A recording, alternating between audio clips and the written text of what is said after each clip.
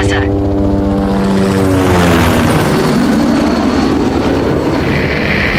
Shots fired on the rooftop. An assault in progress at Asa Plaza. Repeat, an assault in progress.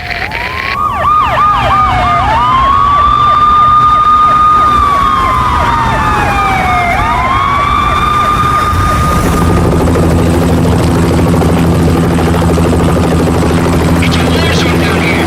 1085 dispatcher, need additional units. Additional units now. Officer in danger. Officer in danger. 10-5, please repeat. 10-5, all units, emergency. Officer in danger, Asa Plaza. Repeat, Asa Plaza, all units. They were all dead. The final gunshot was an exclamation mark to everything that had led to this point. I released my finger from the trigger, and then it was over. To make any kind of sense of it, I need to go back 3 years. Back to the night the pain started.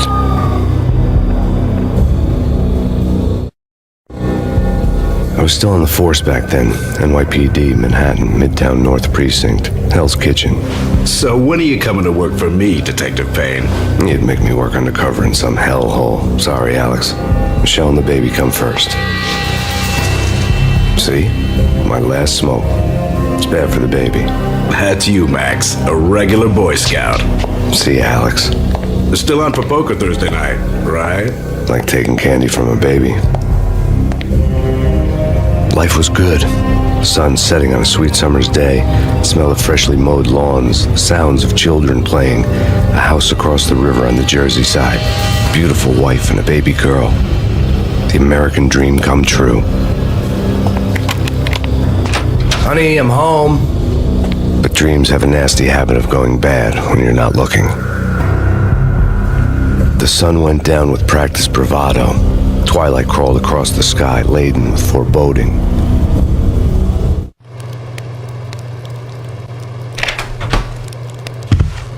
Michelle, honey, anybody home? I didn't like the way the show started. They'd given me the best seat in the house, front row center. What the hell?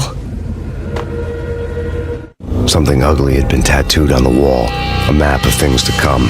It was a poison syringe, a magic tag full of diabolical meanings.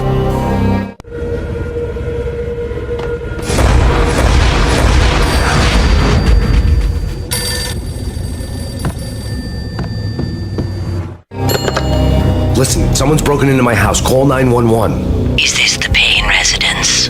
Yes, someone's broken into my house. They're still here. You have to... Good. I'm afraid I cannot help you. Who is this? Hello?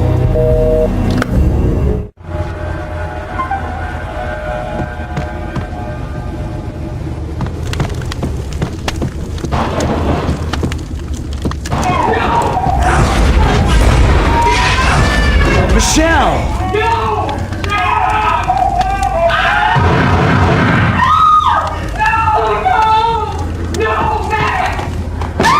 Michelle! Please! It's coming. Freeze! NYPD, drop it! Coming! Get it!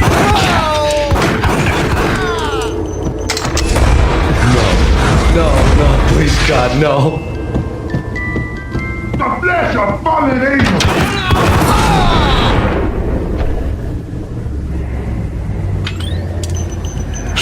No, God, no, please, Michelle. Oh, baby.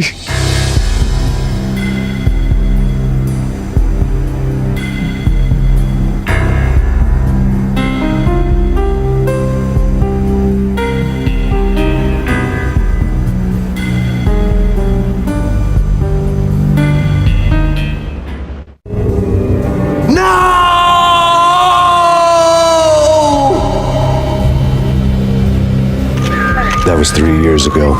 Everything ripped apart in a New York minute. The killer junkies had been high on a previously unknown designer drug, Valkyr, V.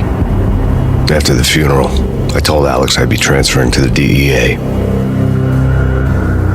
It took us 3 long years to get a break in the Valkyr case. Then, finally, 2 months ago, a dime dropper tipped us off that Jack Lupino, a mob boss in the Punchinello crime family, was trafficking. I went undercover, infiltrated the worst mafia family in New York. came in from the cold and the dark. Outside, the city was a cruel monster. I've been slowly working my way from the small time to the big fish, trying to get to the source of the drug. Alex and BB were my only contacts in the DEA, the only ones in this decrepit city who knew I was down here. BB here. Something urgent has come up with Jack Lupino. You need to meet with Alex immediately at the Roscoe Street station. I hadn't had a face-to-face with Alex since I'd gone undercover. Outside, the mercury was falling fast. It was colder than the devil's heart, raining ice pitchforks as if the heavens were ready to fall. Everyone was running for shelter like there was no tomorrow.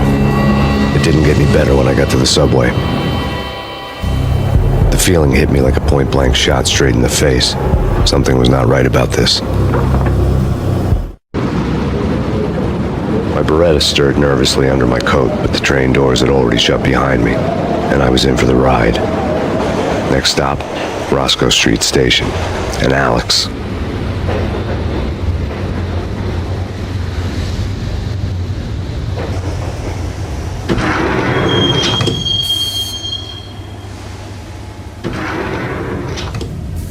The station was drenched in gloom. Alex was a ghost, nowhere to be seen. I'd have to look for him.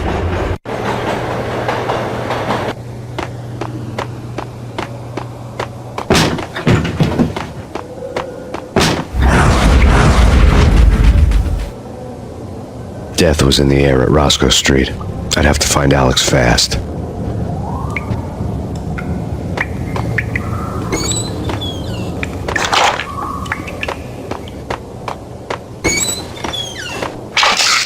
The pills would hold the pain back for a while. Wasn't Jake supposed to take care of this? He and Mickey are having too much. What the?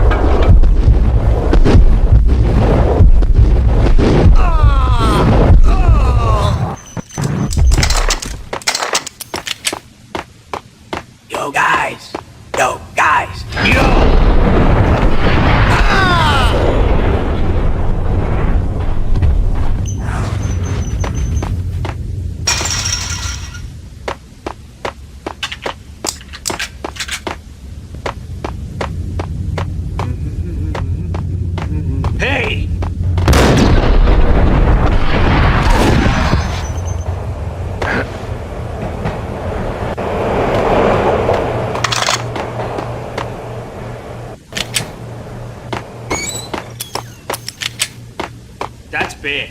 That's big. What the?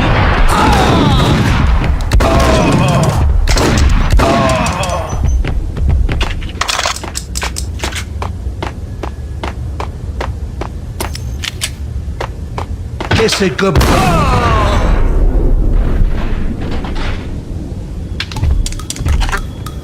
You saved me, man. What's going on here? A massacre. These armed thugs just appeared from nowhere. We need to get help. I can make the call from the control room 1 floor up. Can you take me there? Sure. Sounds good. Follow me.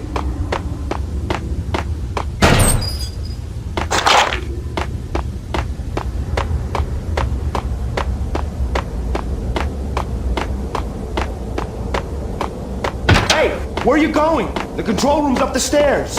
There's no time to lose. We gotta get to the control room.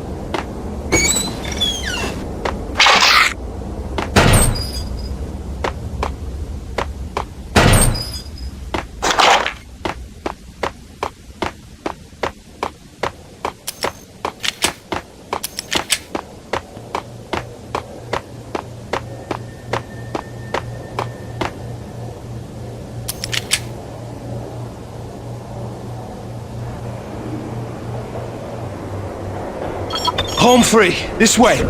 What the? Look out!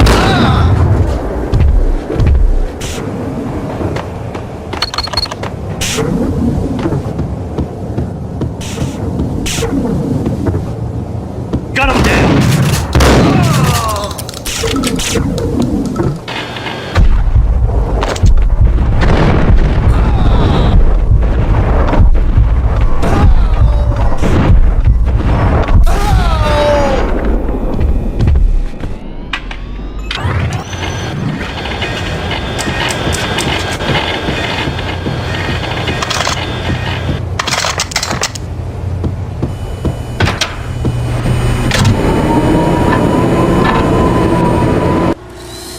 train lit up like a Christmas tree. The power was back on.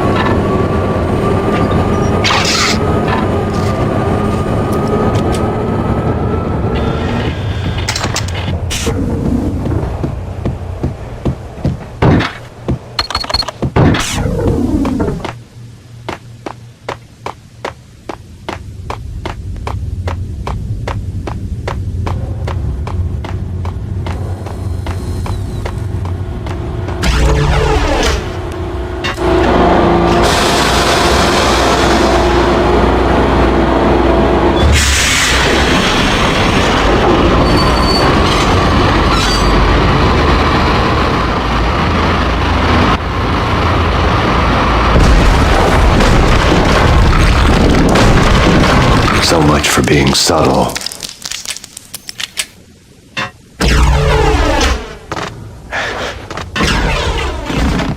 Hold it!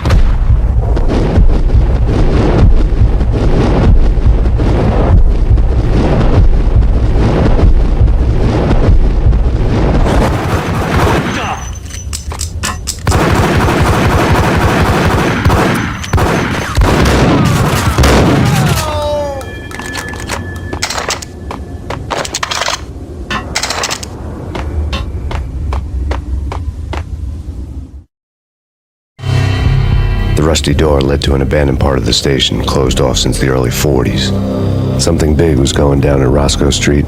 Maybe that's why Alex had wanted to meet me here. Maybe not. One way or the other, I was going to find out.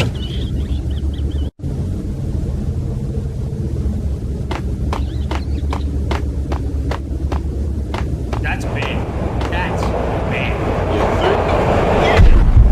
What's up?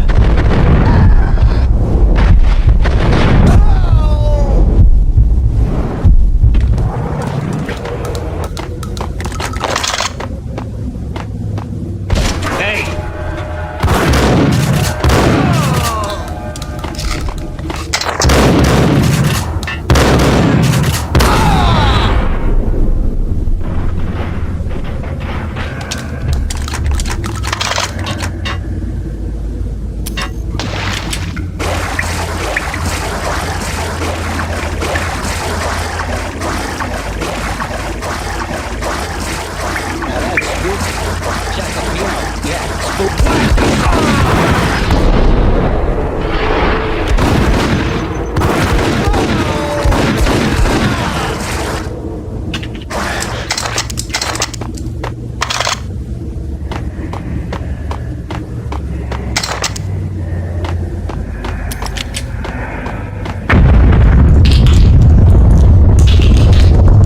What the hell was that?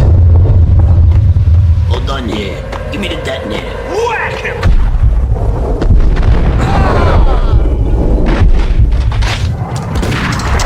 Gun him down!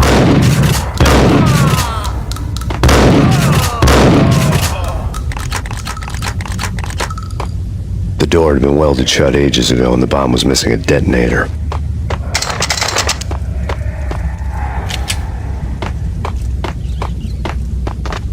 Okay, fellas. The police are on their way.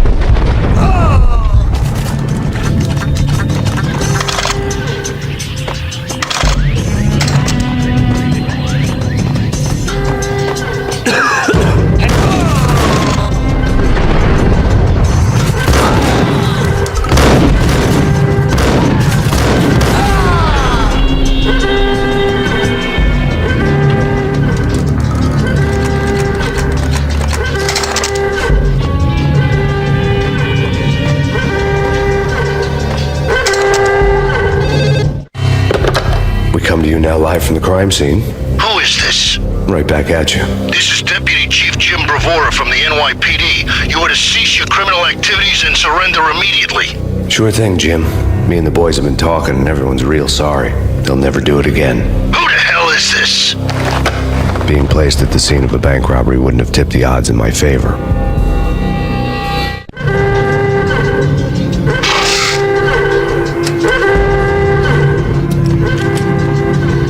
The bank robber's score lay on the table. The bank robbers had been after Acer Corporation bonds. The Acer success story had recently been on every channel and on the cover of every magazine.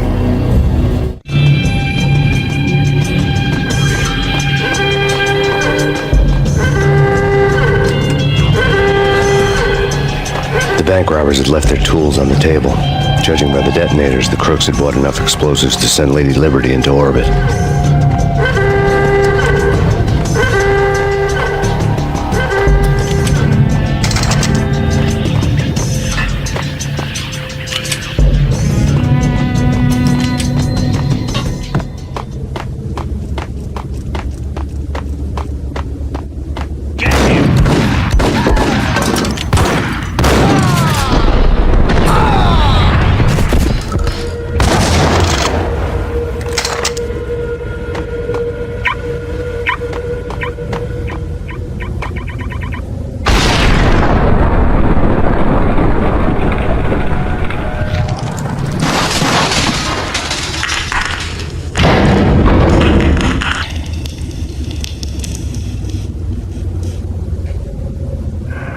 Hold it!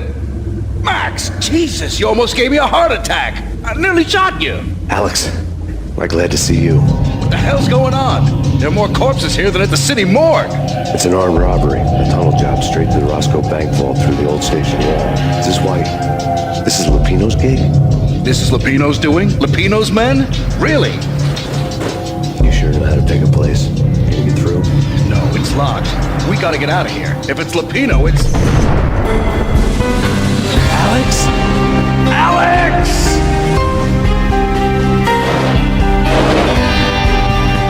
There was nothing I could do. He was dead.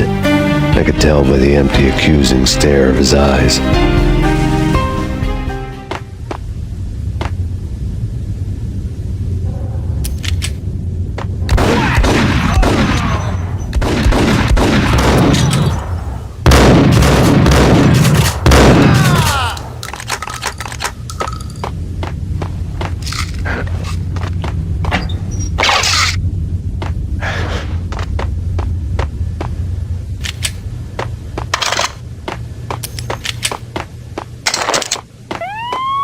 Let's get the hell out of here! Yo! Ice!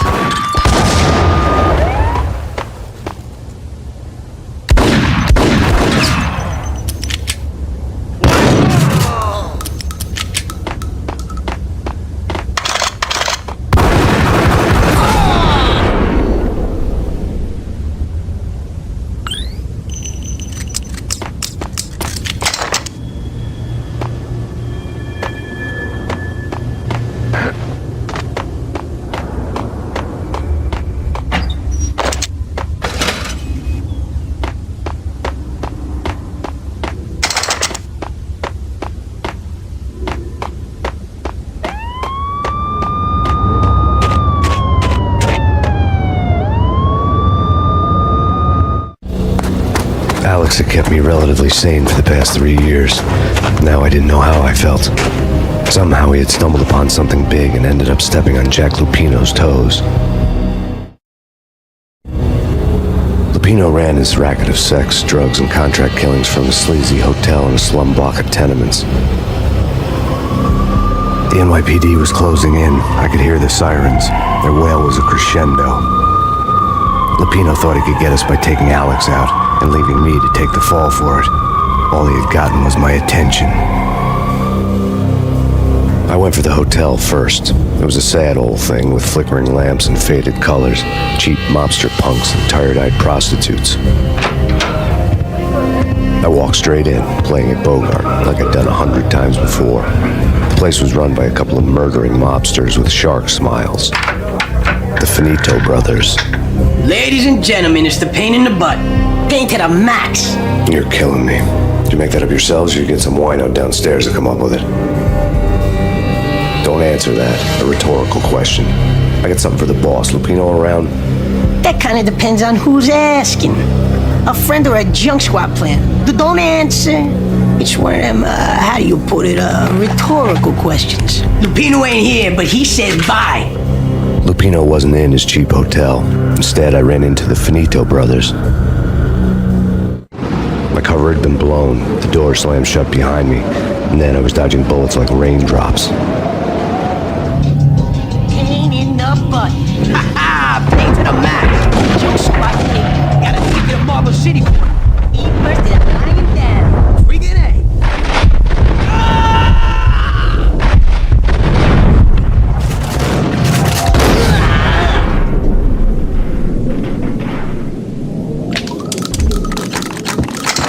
A letter on the desk caught my eye.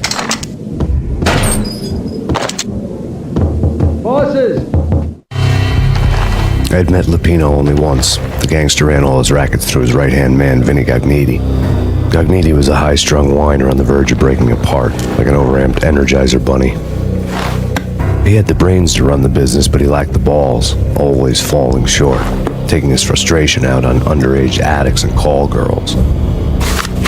The V deal goes down at your hotel. Jack's exact words, quote, "Vinny, you're in charge of this one," unquote. Rico Muerte's coming to see it through. Anything goes wrong and everybody's gonna get dead. Goes double for you. Treat this guy real good. Anything he wants, you give him. Don't screw this up or you're finito, finitos. A V deal meant added security, locked doors, and lots of nervous thugs with itchy trigger fingers. I'd seen nothing coming in, but that didn't mean it hadn't been there. Rico Muerte was a regular Kaiser Soze, a spook story told to keep the apes in line. 313. The Finitos had scribbled Muerte's room number on the note's margin. Everything all right? Bosses? Joey? Vigilio? You all right in there? They're not answering. Call the others. Tell them to come quick. Okay, but we can't wait for them. We gotta go in now. Bosses, we're coming in.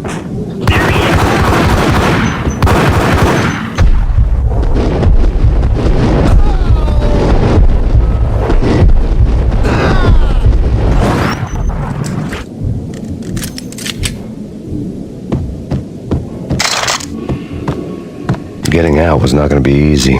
The staircase was locked and the elevator had been busted for a decade or more. Killer storm. CG Jim Rivera. Take whatever steps necessary. In his press conference today, the mayor stated that Valkyr represents a clear danger to New York and called for drastic actions to eliminate the problem. On today's top story, the Valkyr crisis worsens with the murder of DEA Special Agent Alex Balder. Special Agent Balder had been shot repeatedly from a point-blank range. The gunman has been identified as Max Payne. The noose is sure to tighten around this fugitive criminal as more NYPD units join the search to apprehend him. I had just gotten my 15 minutes of fame.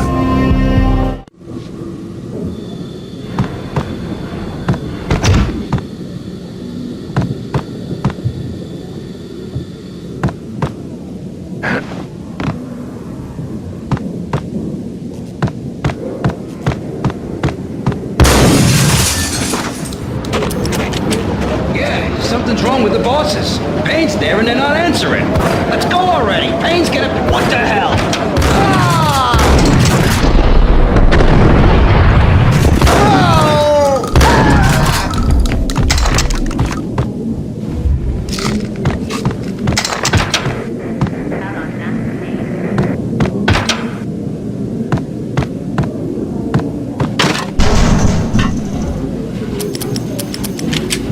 What the hell?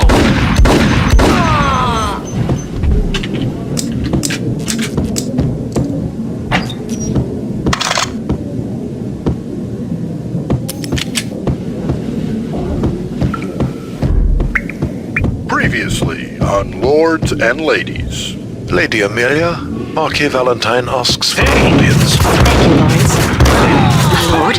And now, an all-new episode of Lords and Ladies, brought to you in part by Acer Corporation.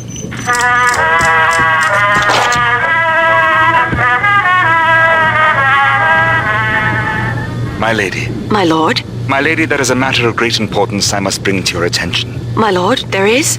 Indeed, my lady, there is indeed. From the very first moment we met, upon that distant forest path, there has been sunlight in the autumn leaves blazing like the colors of your hair. Oh, my lord, you should not speak so. But my lady, I must. My lord, no! I forbid you. This cannot be. This must not be. But why, my love, why? My lord, it is too dreadful. Do not force me to speak the words. My lady, I beg of you, I must know. I would rather die than not know. Yes, my lord, we should both be dead, for this shame is too great for the living. My lord, I am your long-lost sister.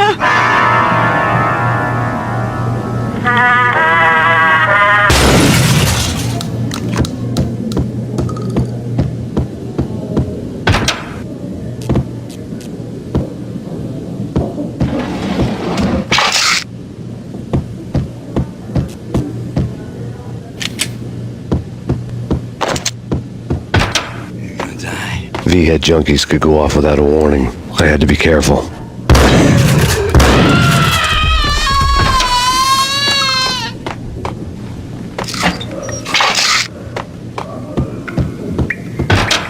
There he is! Got him down!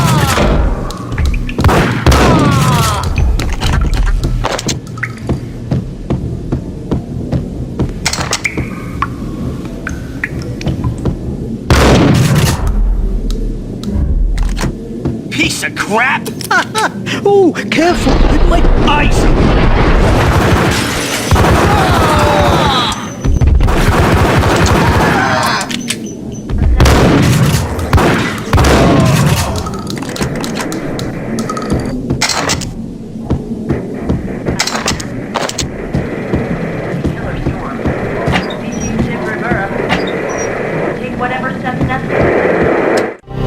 Tonight, the city's fight against the nightmare drug Valkyr took a turn for the worse as DEA Special Agent Alex Balder was found brutally slain at the Roscoe Street subway station.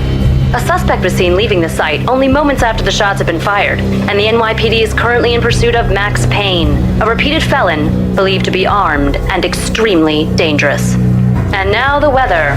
The worst winter storm in recorded history continues to pound the city. Here stated that Valkyr represents the NYPD. This party had been dead for a while. I couldn't say I was sorry I'd missed the show. Take whatever steps necessary. Here stated that Valkyr represents the NYPD is out on Max Payne. Chief Jim Rivera. I think I died. I think I'm dead.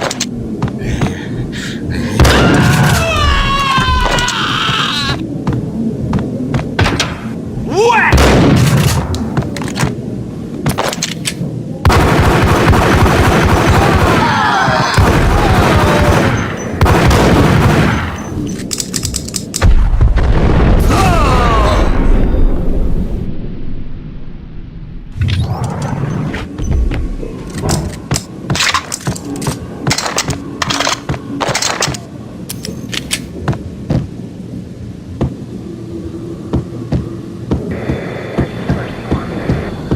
I'd found Muerte's room.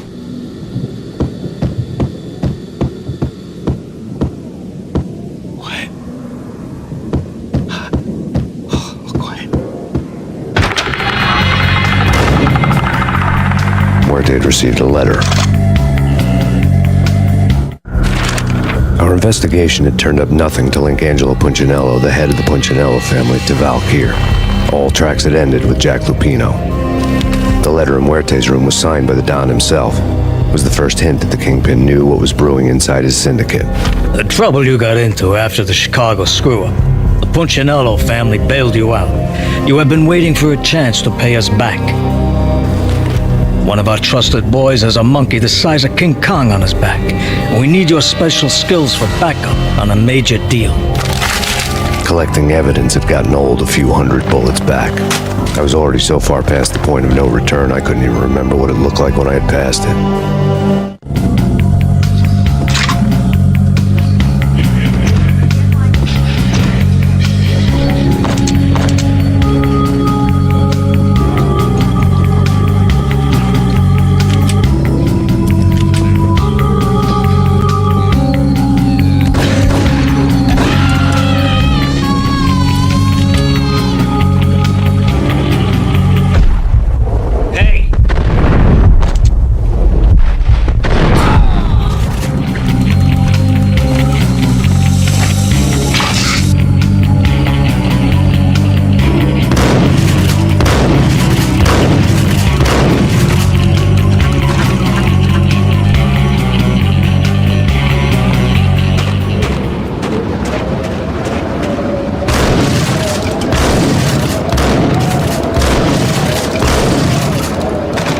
want to know what had happened here. It was not a pretty sight.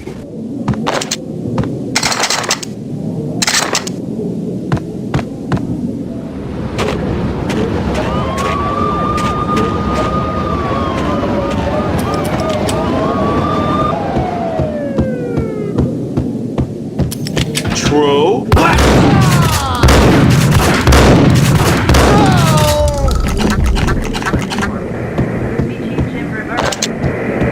Take whatever steps necessary. Told you. God damn. I thought it was a bomb for sure. What the?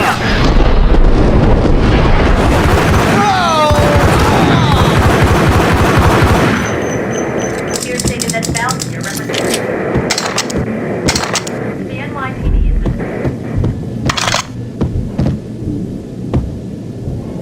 The flesh. here stated that Valkyrie represents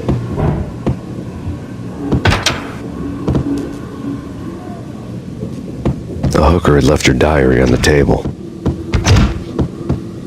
The diary belonged to a hooker named Candy Dawn. The read would have made a vice cop blush. Had talks with the mystery hag over the phone again. Sent her the latest one-eyed Alfred tape. As long as the hag keeps paying for the tapes, the old man could come every day for all I care. She had a nice sideline, making secret X-rated flicks of her clients and selling them to the highest bidder. It would get her killed if her V-fix for the day didn't do it first.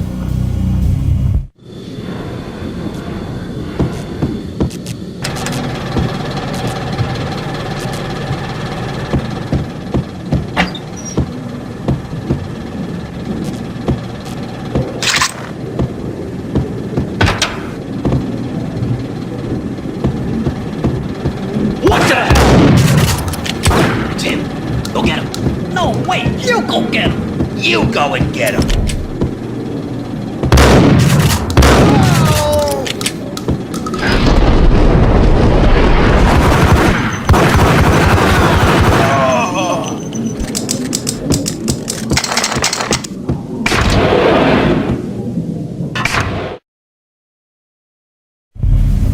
The old service elevator rumbled down to the bowels of Jack Lupino's hotel.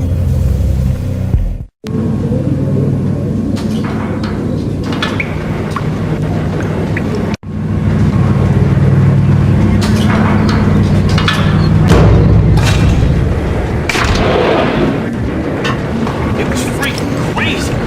Nice up.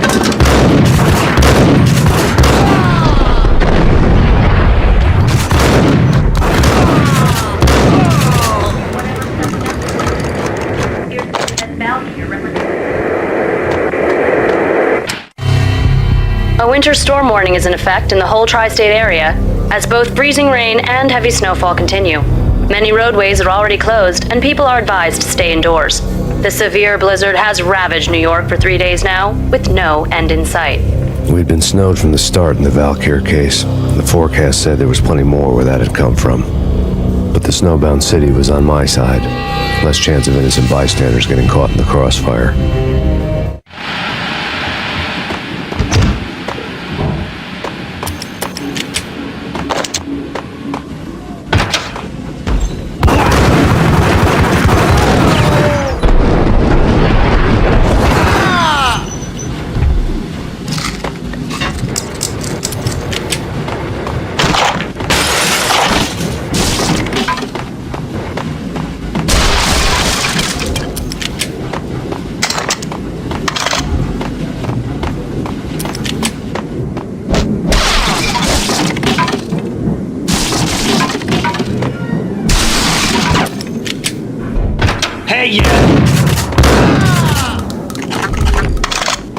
Exhibit number 1, a newspaper. A dead man tied to a chair lay on the boiler room floor. Captain Baseball Bat Boy has an unbeatable track record in superhero death matches. But a 6-pack of root beer gets me every time. The murder weapon was a baseball bat, now lying in a pool of drying blood next to a newspaper folded open on a Captain Baseball Bat Boy comic strip.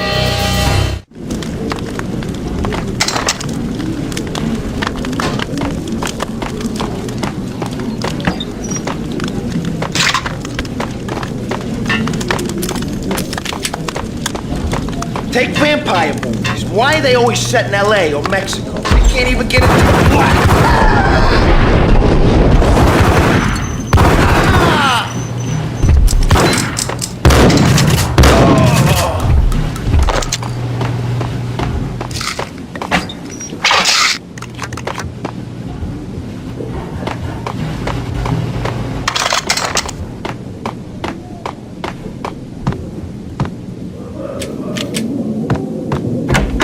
Chill with the guns. Trust me, you don't want to piss Muerte off.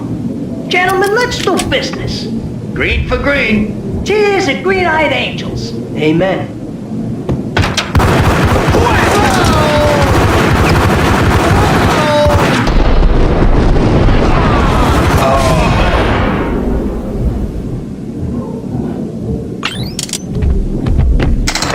A lifetime ago, this would have gone down as a narcotics arrest.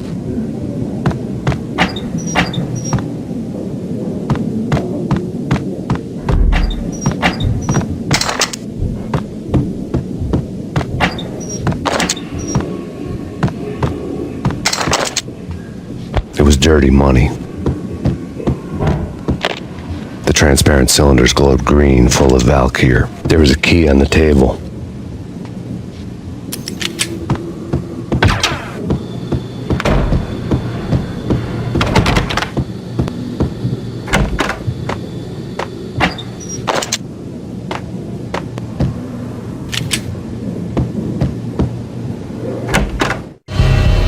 Two mad dog killers, ready to murder each other.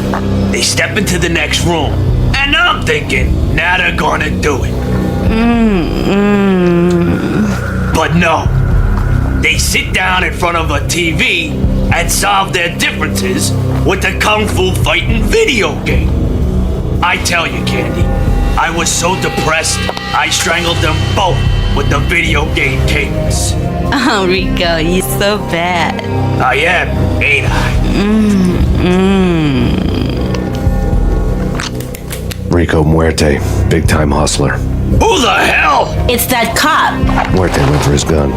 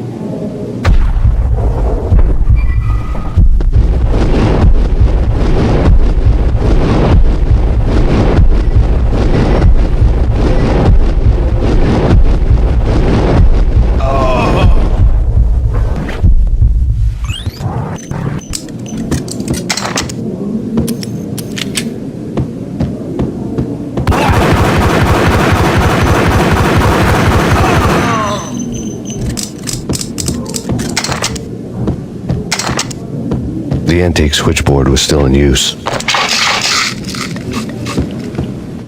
There was an old telephone switchboard in the back room of the reception area, the kind that made phone tapping child's play.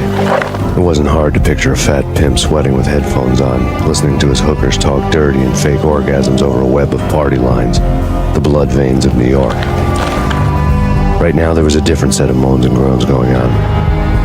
Boss, good evening. This is Max Payne. He came, started capping us. He killed... Are you freaking kidding me? He's just one lousy cop. You better be freaking kidding me. Whack him. What's the freaking problem? Hello? Answer me. Hello? The word was out. A deadly virus released into the city's corrupt circulatory system. Something wicked this way comes. Max Payne at large.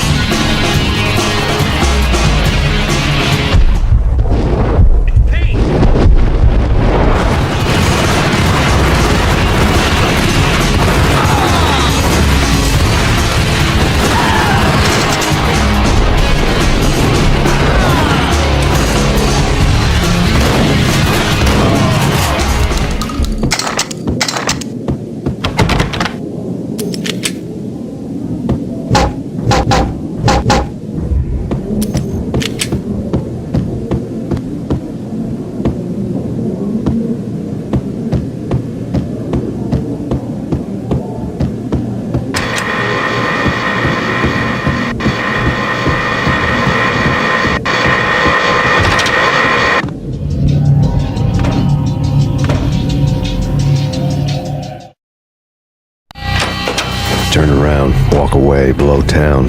That would have been the smart thing to do. Guess I wasn't that smart. Lupino's tenement buildings were a seedy hangout for all kinds of sleaze. A liquor store, a pawn shop, a laundromat full of mobster bookies and loan sharks. The list went on.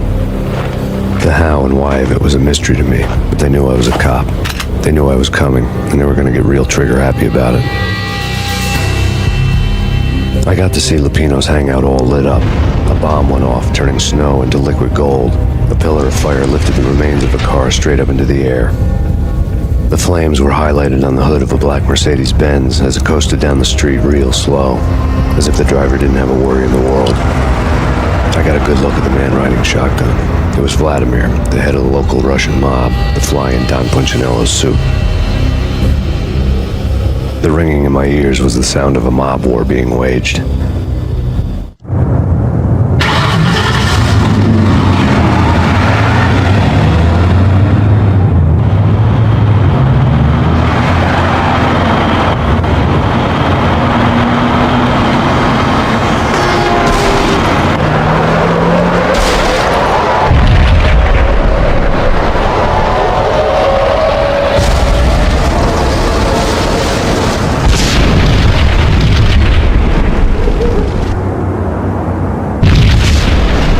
Exploded inside the closest slum building.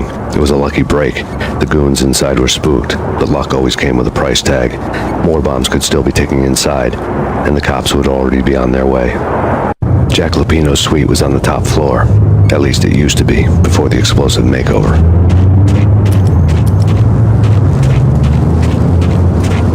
I don't know, man. I don't know about this. Quit worrying, man. Think of it as Christmas. Yo!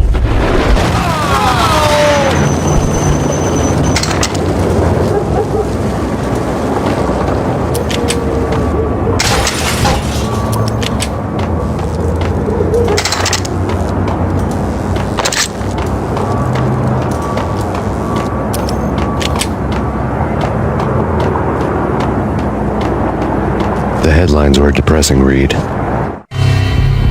The headlines were screaming bloody murder. The storm was a screaming duet with the approaching prowl car sirens. It was all a scream when you were down for the count and wanted for murder.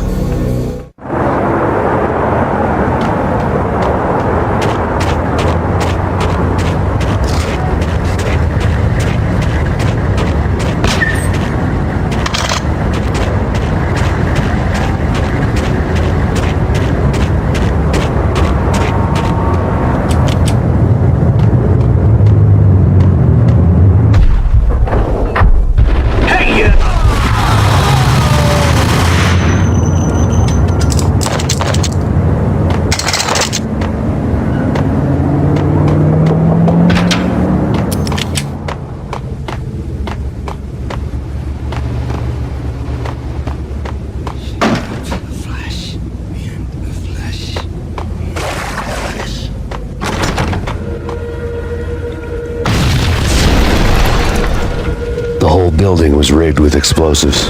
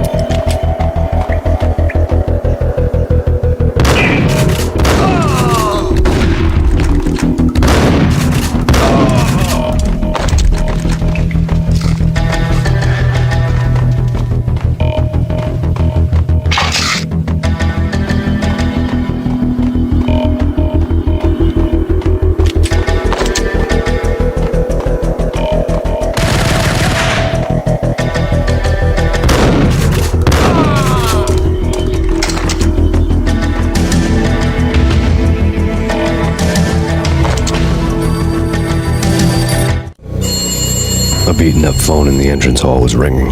It could have been just a junkie in need of a fix, but it turned out to be something more sinister than that. Am I speaking to Mr. Payne? Who wants to know? My name is Alfred Woden. Your must hurry. The police are on their way. Tell me something I don't know. They know you're there. How? And what's it to you? I will contact you again. The cops arrived, sirens singing in the off-key harmony of a manic-depressive choir. I had a few minutes while the SWAT team would go through the usual routine. By the time they busted in, I needed to be long gone.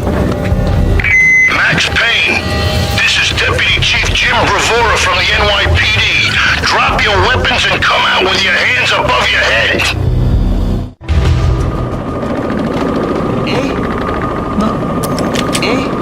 Forget it.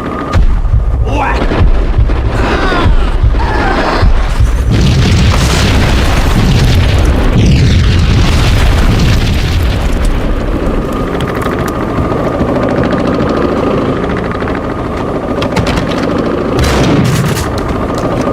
Someone had left a letter on the counter.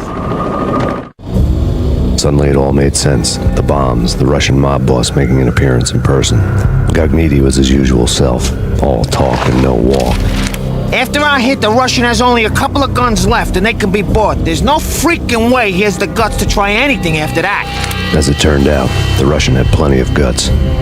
One thing he could count on, you push a man too far and sooner or later he'd start pushing back. There was a key on the shelf. Surrender or we'll be forced to take action. Don't make us go. Put your hands where I can see.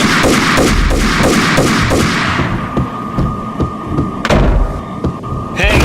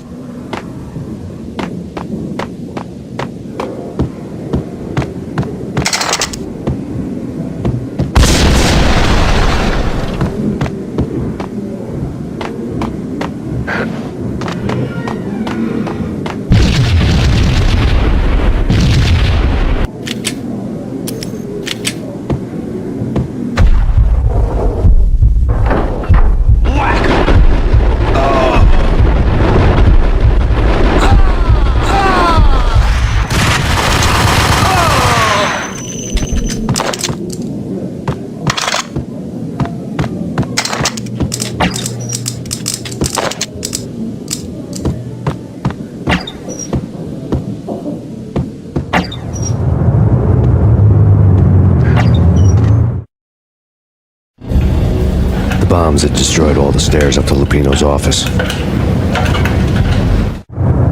The alternate route led there by way of adjoining rooftops.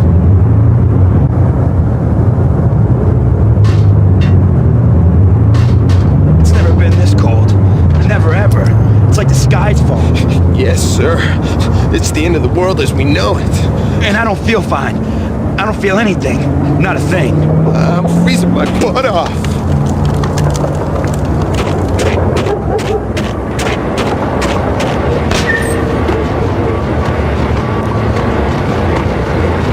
To get to the roof, I'd need to get to the elevator through the locked door up ahead.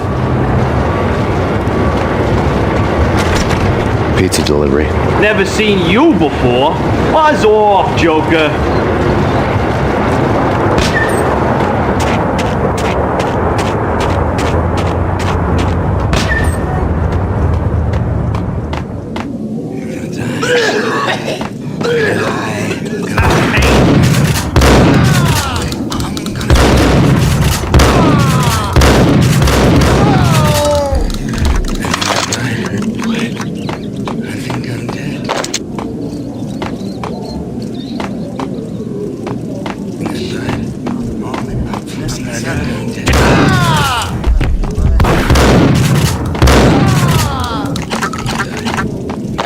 Think I'm dead. I think I died.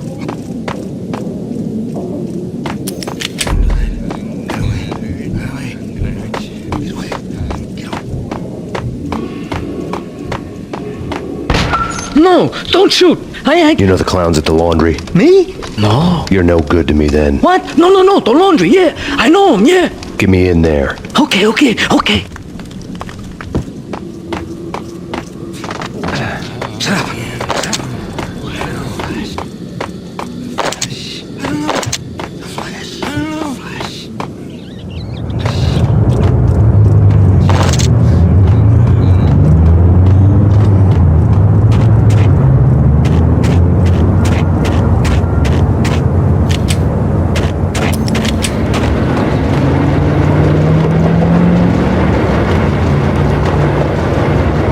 It's me. Open up. Let me in, quick. Not so fast. The password. John who? Come on. Okay, John Woo. All right. Come right in. It's a trap! Here he is.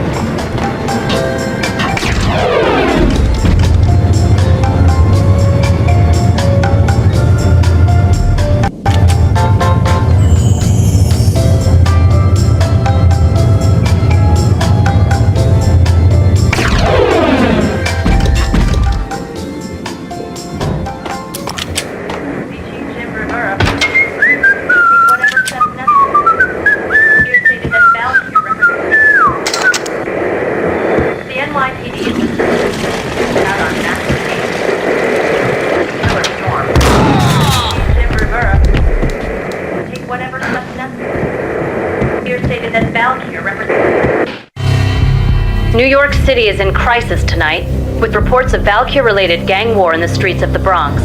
Apparently, Max Payne, wanted for questioning in connection with the slaying of a DEA special agent earlier tonight, is waging a one-man war against his former partners in crime.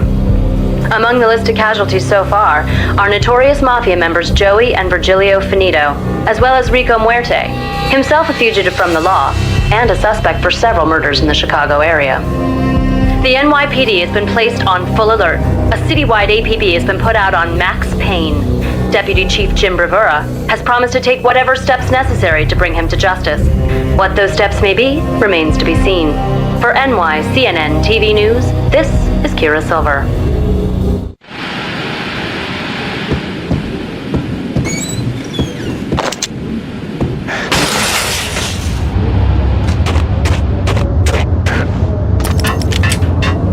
This week on Address Unknown.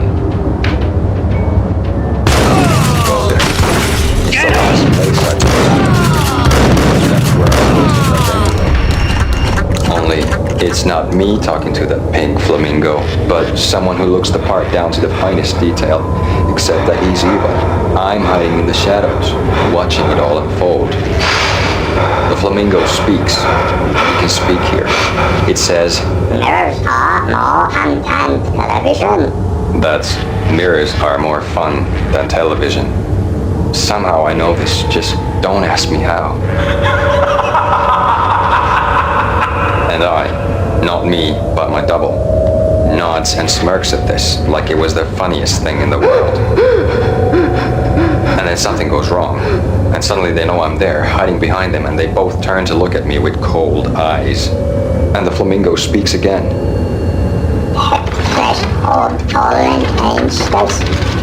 I have no idea what that means.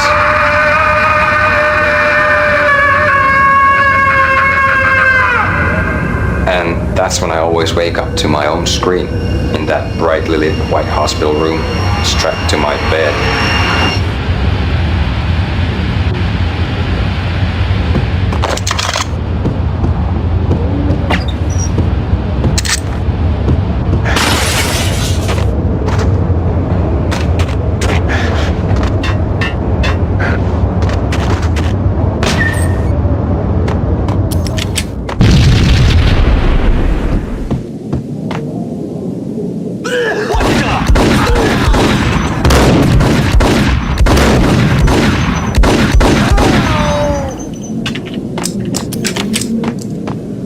or green? It's always red or blue in the movies. So, green? No, not the green.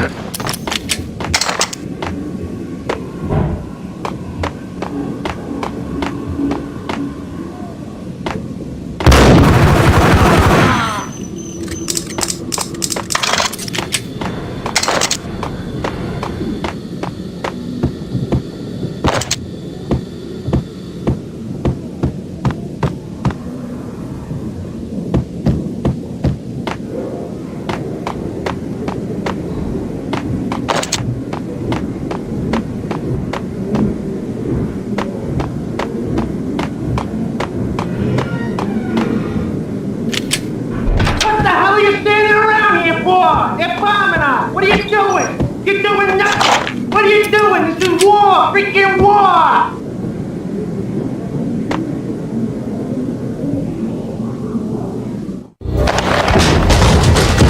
Vinny got needy. Just the man I've been killing to see. Payne? Freaking Fed! I knew from day one there was something screwy about you. What do you think you're doing? You're a freaking cop. You ain't got squad on us. You can't just come in here waving your piece like it meant something. Yeah! Oh my God! Oh God, you shot me! Ah! You're dead, Payne! What the hell are you waiting for, you apes? Kill him! Kill him! With pleasure, boss. Gagniti bailed. I made like Chow Yun Fat.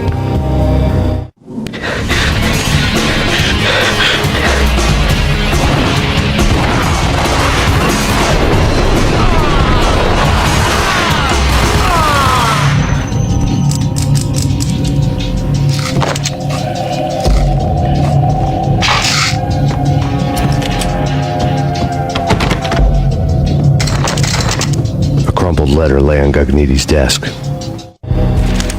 The letter was addressed to Don Punchinello, but Vinny had never had the nerve to finish it. Jack's gone voodoo. Just the other night, he shot Dino because he wanted to see what his brains looked like splattered on the wall. He's a freaking mad dog. We're running out of men and business fast. Gagniti had been living in mortal fear of his boss. Jack Lupino was a psycho.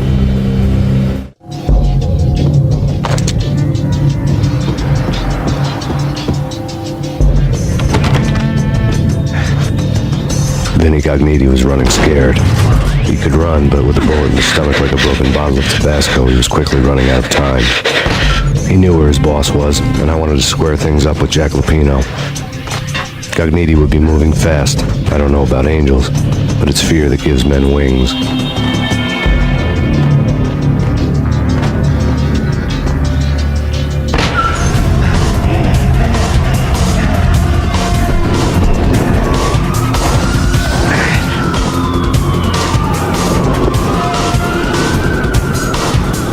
Gagniti hitched a ride. To catch him, I'd have to follow his lead.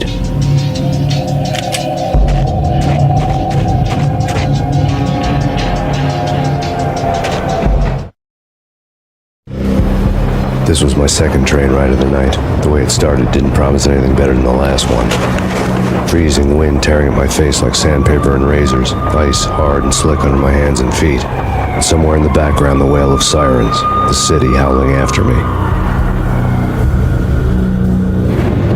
New York sped by and fast forward. Dark rooftop water towers and a dead forest of antennas and chimneys, all a blur. When the train he was riding slowed down, Gagniti made his move.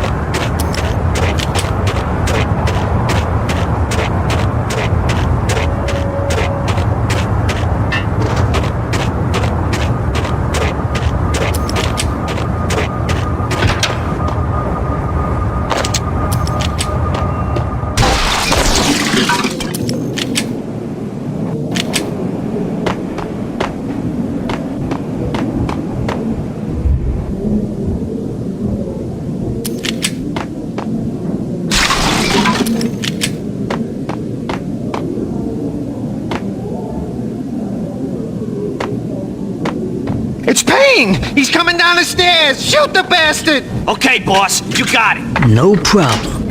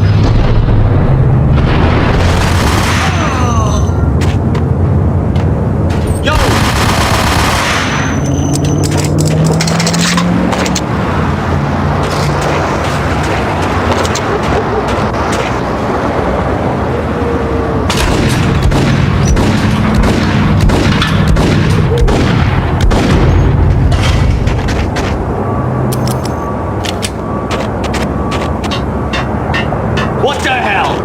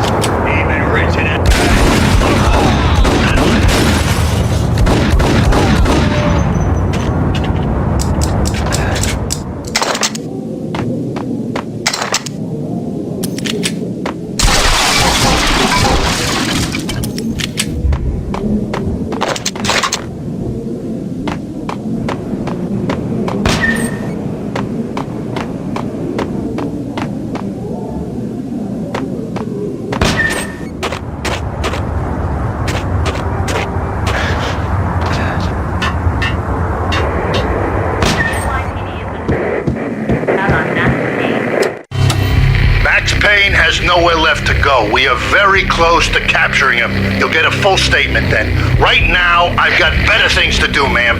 That was Deputy Chief Jim Rivera from the NYPD with no further comment at this time. Apart from his suspicious food habits, I figured Bravura to be one of the good guys. Fate had just dropped us on different sides in this.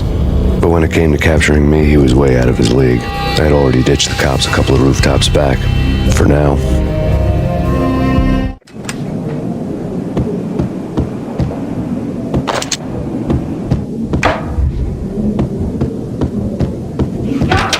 I can hear him. Ready? Point at the door. Okay, this is it. Any moment now, Payne's gonna bust through that door with murder in his eye. It's either him or us. I, for one, am gonna pump the SOV so full of lead, they'll need a forklift to carry the coffin to the grave.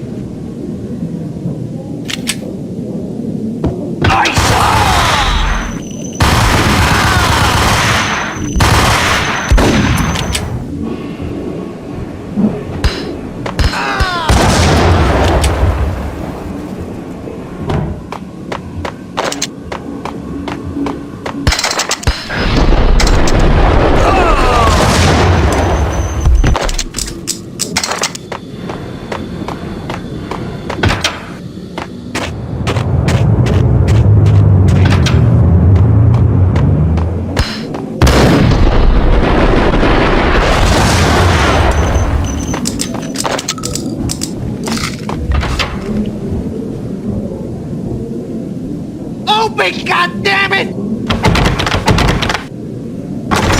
Payne! I'll kill you, you lousy freaking cop!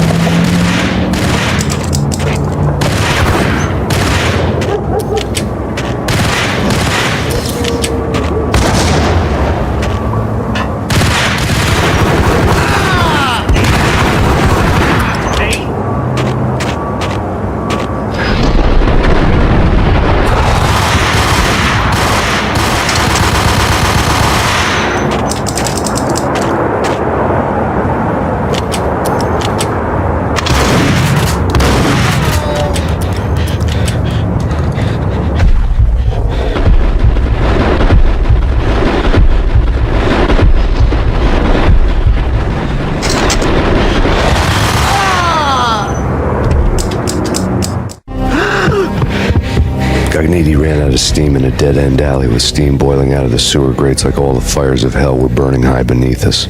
It was shakedown time. Where's Lupino? Screw you! Bad start, Vinny.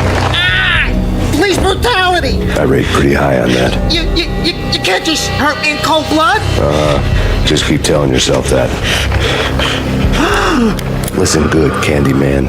I'm not gonna be anybody's fall guy. I wanna know where your boss is hiding. There was no glory in this. I hadn't asked for this crap. Trouble had come to me in big dark swarms. The good and the just were like gold dust in the city. I had no illusions. I was not one of them. I was no hero. Just me and the gun and the crook. My options had decreased to a singular course. I'll tell you, just don't hurt me no more. Lupino's at Ragnarok, the nightclub. Book me, take me, hold me to the freaking jail, just don't hurt me. Your rights will be ready at your funeral. Ragnarok was Lupino's private nightclub, a den of drugs built into an old theater. I knew what waited inside. V had junkies ready to explode in random acts of senseless violence, and Lupino's goon squad, the worst stone-cold killers this side of hell. Ragnarok was as inviting as a headache, flickering and flashing to a machine gun beat. The belly of the nightclub was a gothic theme park that began with bondage games and led to the nasty stuff from there. As subtle with its dark message as a cop killer bullet through the heart, like father, like son, just like Jack Lupino.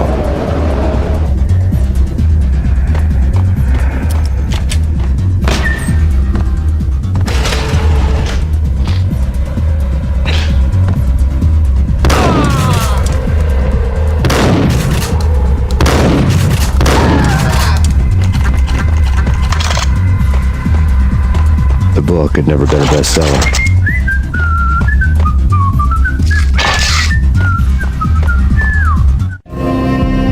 Given the setting, I was surprised to find that somebody had been passing time reading. The paperback was entitled The Age of Murder and Storm. The blurb on the back mentioned Norse mythos and Ragnarok, the end of a Viking world with a terrible winter that covered the earth in ice, when vile crimes were rampant and all humanity lost. I could see how somebody impressionable might get it into their head that we were at the end of time. I was also beginning to see what the nightclub and its owner were all about.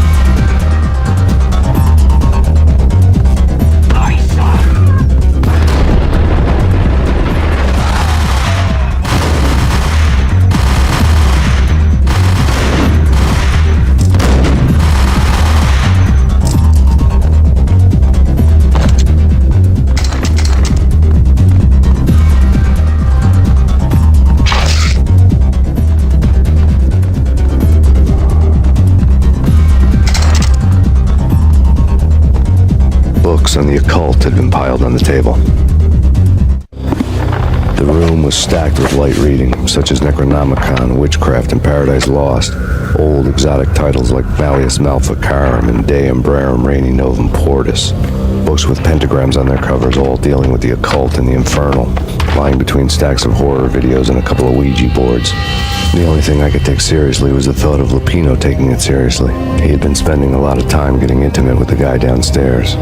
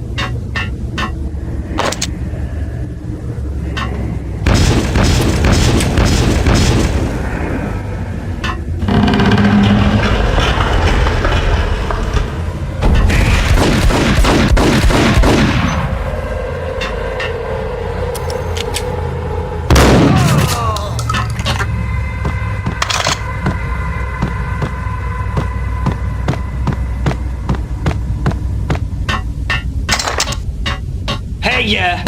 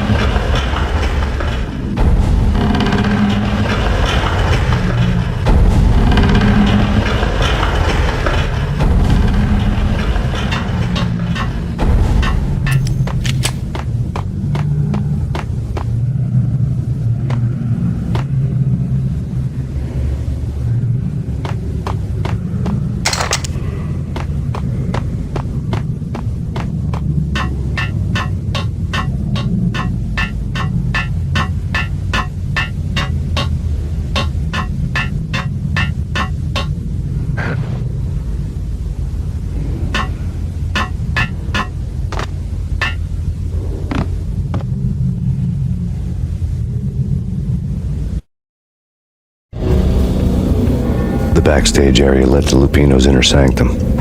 The hot air inside was like an invisible wall, thick with incense and something else, a sickly sweet smell that made you gag. This was the rotten core of the Big Apple. Lupino lurked somewhere ahead, like a spider at the center of his web, waiting. The vapors in the air started to make my head swim. Torn pieces of a letter lay scattered on the sofa. Punchinello had threatened Lupino in writing. The note had been torn to pieces, bloody fingerprints all over them. Don't want you to think that one of my boys is not playing with a full deck. Shape up, Jack. We are running a business here. I'd hate to send the trio to strong-arm you. The trio were the Don's notorious henchmen. It was obvious that Lupino hadn't been intimidated by the threat. Lupino's notes covered the table. Jack Lupino was crazy, all right. The table was scattered with notes of demented arcane nonsense written in rusty blood, a mishmash list of demons, devils, and dark gods evoked. Beelzebub, Asmodeus, Baphomet, Lucifer, Loki, Cthulhu, Lilith, Hela, blood given to you all. He was after that old Faustian deal, your soul for power and fortune. Just sign on the dotted line with your blood. Lupino's notebook lay on the pedestal. Jack Lupino was crazy, all right. Mythic wolves, let loose to devour the sun and the moon. Lupino is the wolf. I'm Mr. Beast, the big bad Fenris wolf. I'm the end of the world man, wearing the flesh of fallen angels. After Y2K, the end of the world had become a cliche. But who was I to talk? A brooding underdog avenger alone against an empire of evil, out to right a grave injustice. Everything was subjective. There were only personal apocalypses. Nothing is a cliche when it's happening to you. The flesh of fallen angels! Come to me all! Astaroth, Beelzebub, Asmodeus, Baphomet, Lucifer, Loki, Satan, Cthulhu, Lilith, Hela! Blood to you all! Secrets. Of reality. I've seen it. The corruption of flesh.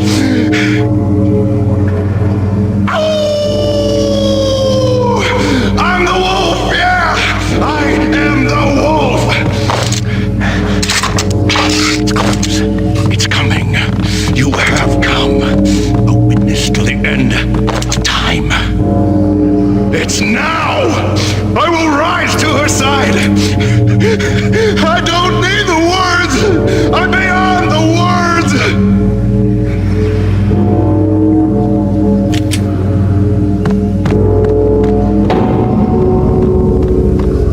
Hey, yeah.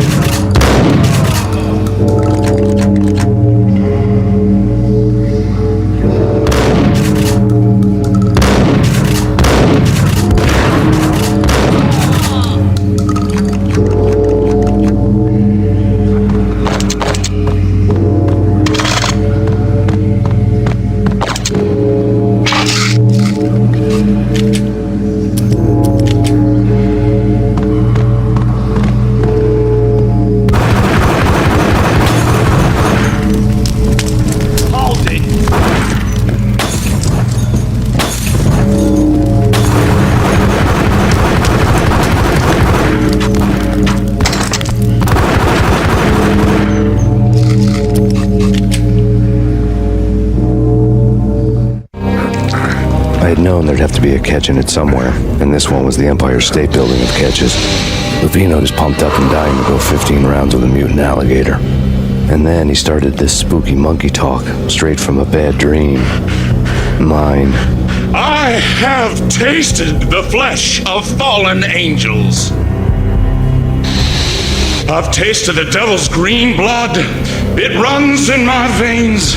I've seen beyond the world of skin, the architecture of blood and bow and arrow. Death is coming! She is coming, and hell follows with her. This is the twilight winter. I am ready to be her son. Her time is now, and all who stand in her way must die!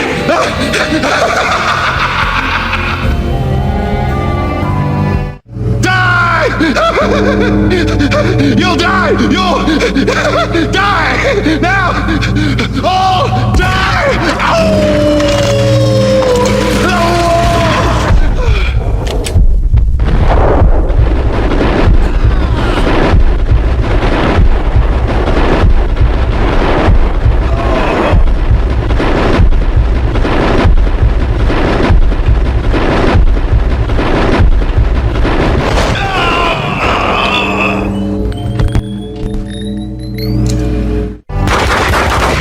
Finally went down.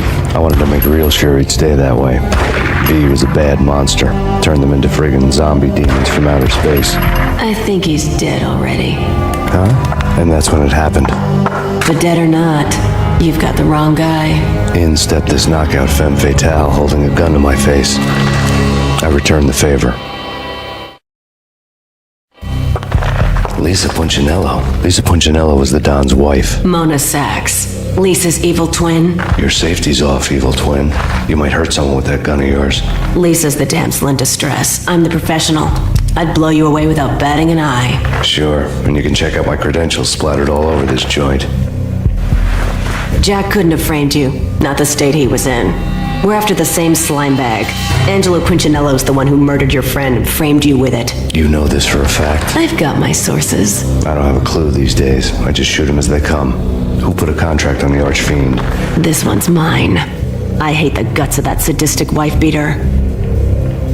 Why not pool our bullets for this one? I thought you'd never ask.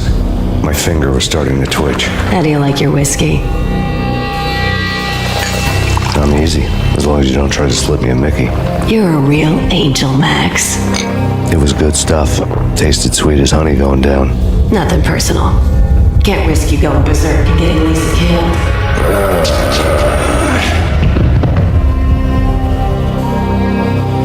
The nightmare was always the same. Violent shapes moving in darkness, old and ugly. The killer's mad laughter was a riddle filled with wicked innuendo.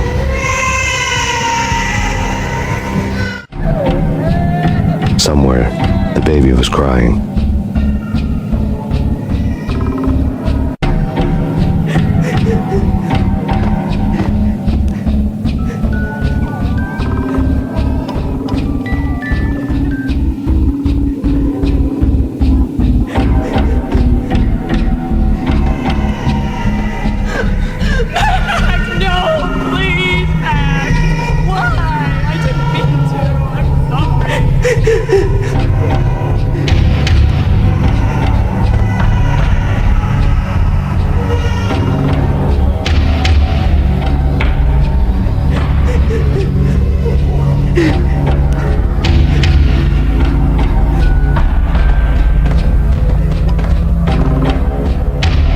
Should have known it when we found you snoring next to Lupino's corpse. A comedian, huh? The pictures were filled with good old times.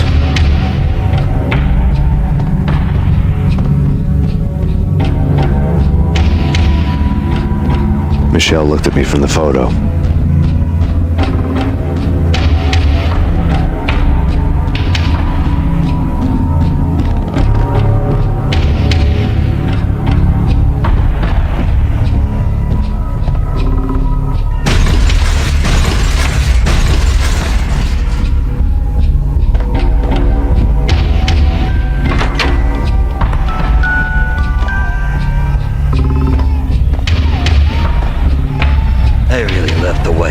cartoons.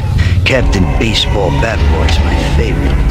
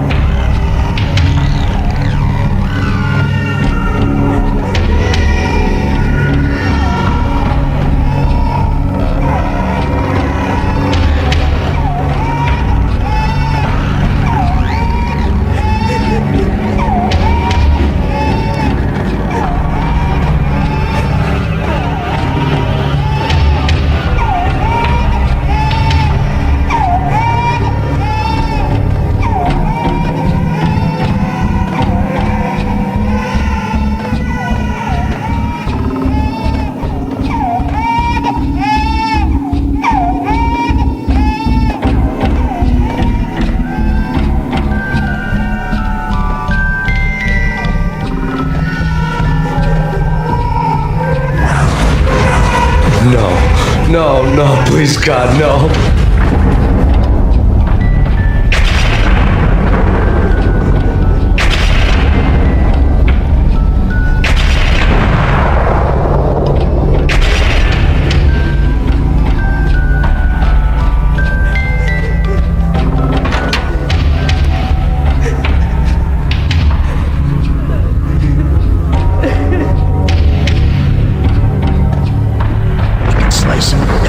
Shoot them full of holes, blow them to bits, vaporize them, disintegrate them. No matter what you do, they'll still be back. Good as new.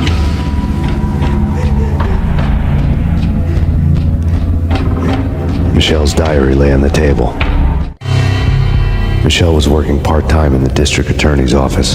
Her diary was open on today's entry, her handwriting all pretty curves. An army dossier found its way to my desk yesterday. Valhalla? Isn't that a Norse myth? Something about Vikings? I tried to tell Max about it, but he was busy, that cute frown on his brow. Guess it's nothing, just a mix-up at the courier service. From now on, I would always find time for her. It was a hollow promise. Too little, too late.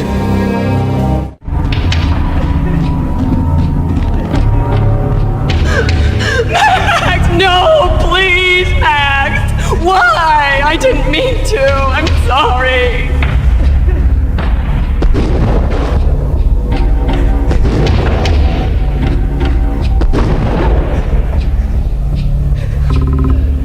Murderer! You killed her! Nothing like that ever happens in the real world.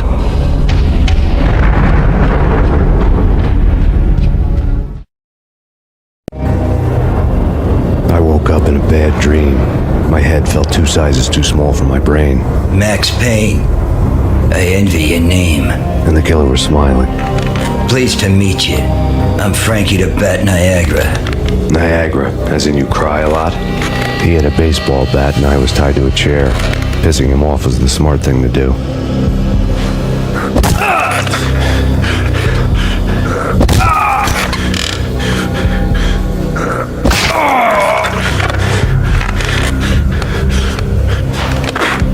Nothing wrong with a little laugh now and then. Take me, for example. I love to watch cartoons. Cartoon violence is a fascinating thing. Let's take a break. I need to take a leak and maybe grab a cold one at the bar. Don't worry.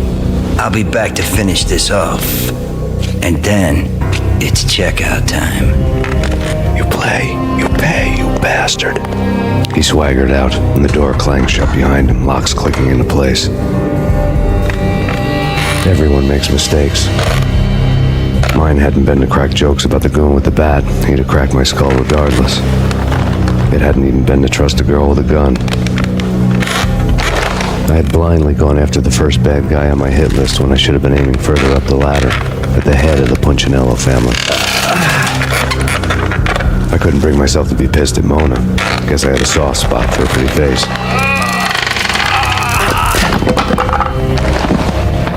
But when somebody decides to play baseball with your head, you tend to get sore. They had dragged me back to the basement of Lupino's hotel. I was beaten, bruised, and blue. I felt like the chair I had broken to get free.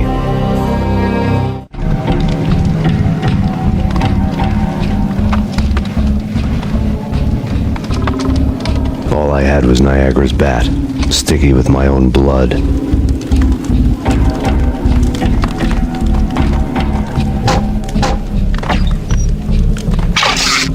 Without a gun, I'd be no match for Frankie's men. I'd have to play hide and seek with them.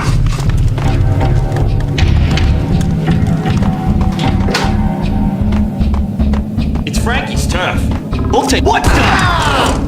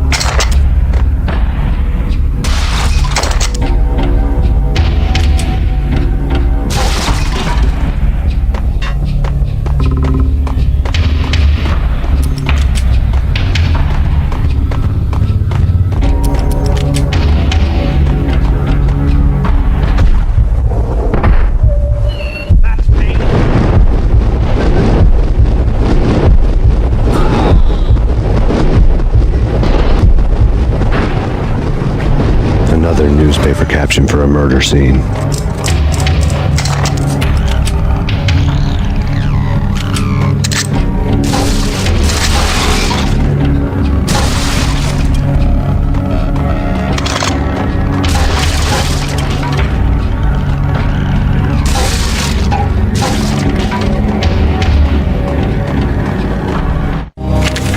Frankie had left his calling card, a Captain Baseball bat boy strip, next to a sewer passage filled with bodies. You'd better not mess with Captain Baseball Bat Boy. Even my arch enemy, Bicycle Helmet Girl, swoons at the sight of me. Aha! There were enough corpses to put a mass murderer to shame.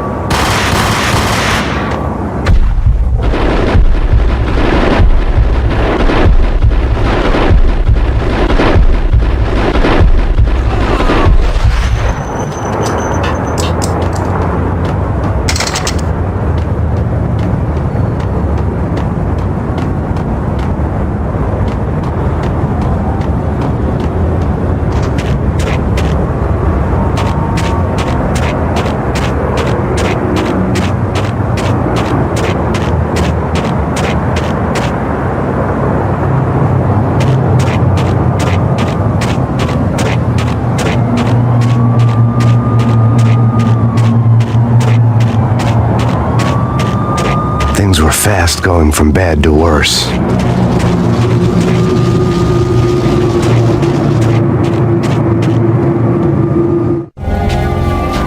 The men in blue had come and gone. They had decorated the place with chalk outlines and tied it together with yellow tape. The cops who had stayed behind were dead. Frankie, his boys, and I had the place all for ourselves.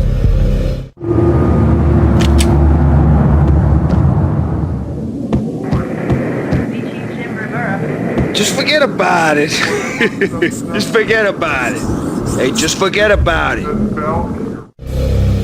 That crazy witch, you should have heard her. She was a real scream when the boys caught her trying to cap the Don.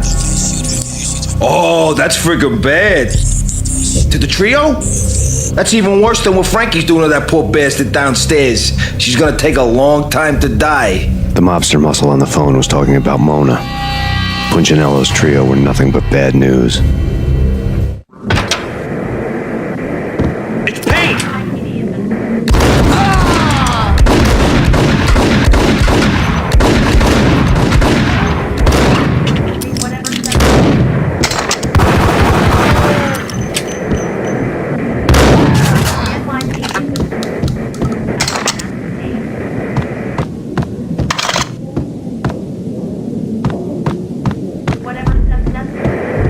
More evidence that Punchinello didn't like me much.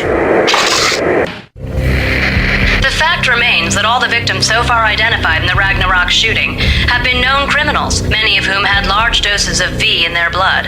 Reliable sources say that Max Payne was also among those killed, although no body has been recovered at this time. Reliable sources. That meant somebody thought the Mafia had me, didn't want the cops snooping around anymore. The body would be delivered to them barely recognizable. Case closed. Don Punchinello had the power to be that reliable source, which was no news. But his news was old news. Framing me hadn't been enough. Don Punchinello had put a hit on me.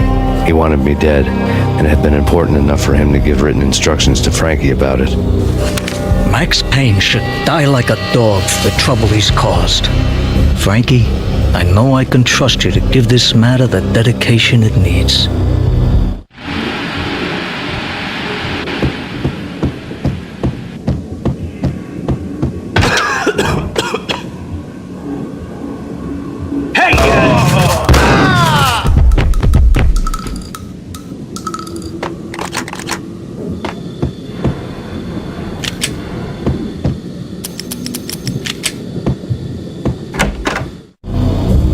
The hotel bar was fast developing quite a history. True to his words, Frankie was there, having a beer. Jesus Christ. How the hell did you get loose? Got bored waiting. Thought, what the hell, we could just as well finish this here.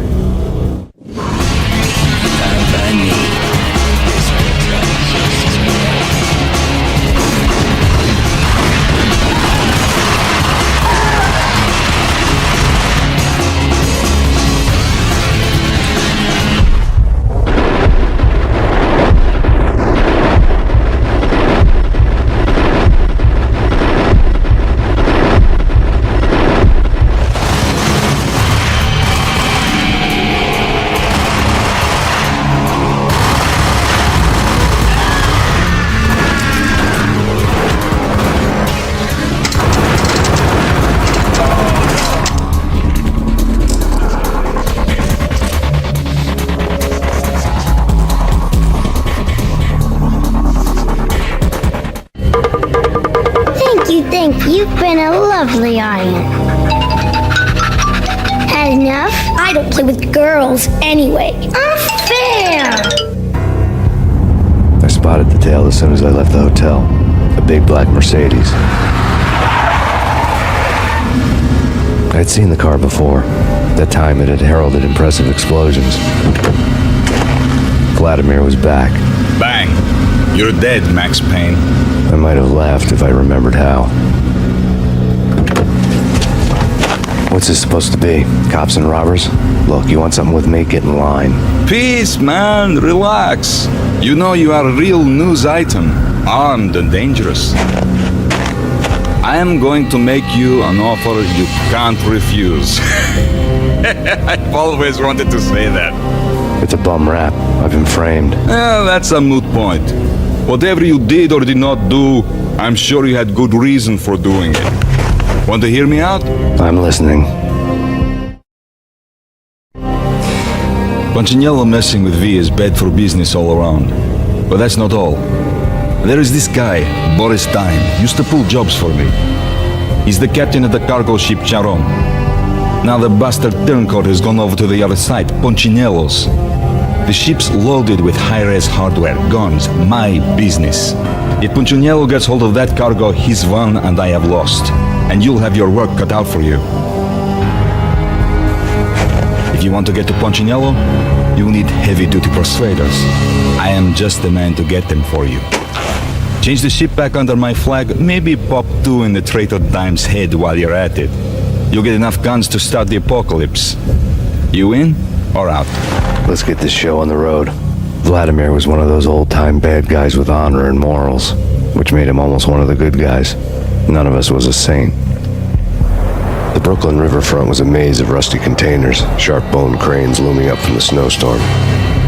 On a night like this, you couldn't help but think of the dark army of dead men sleeping with the fishes, cement shoes in line. No Minotaur lurked in this labyrinth, but somewhere out there, on the clanking deck of his cargo freighter, the skipper of the Chiron was waiting, like the ferryman of the river Styx.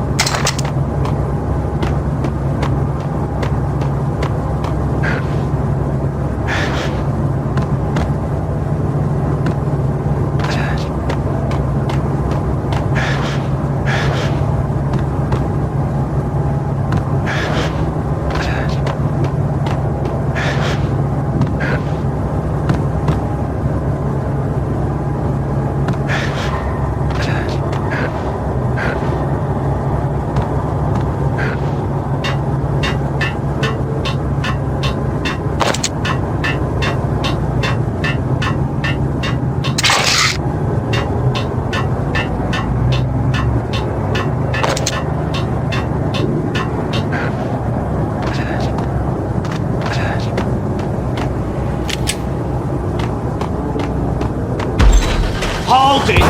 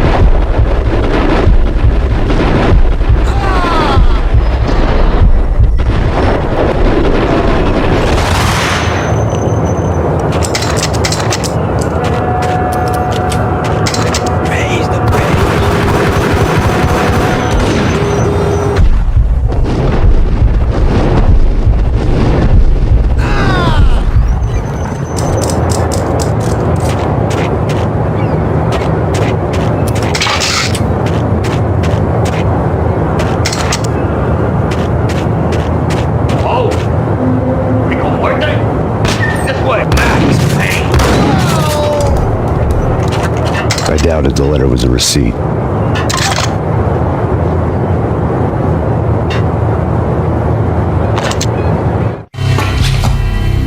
Rico Muerte had come to town to do more than just sort out family troubles. Exhibits number 1, 2, and 3. A briefcase of money, a sniper rifle, and an envelope with one word neatly printed on a folded piece of expensive paper. Mayor. It didn't sound like a mafia contract at all. It was too cold and too to the point.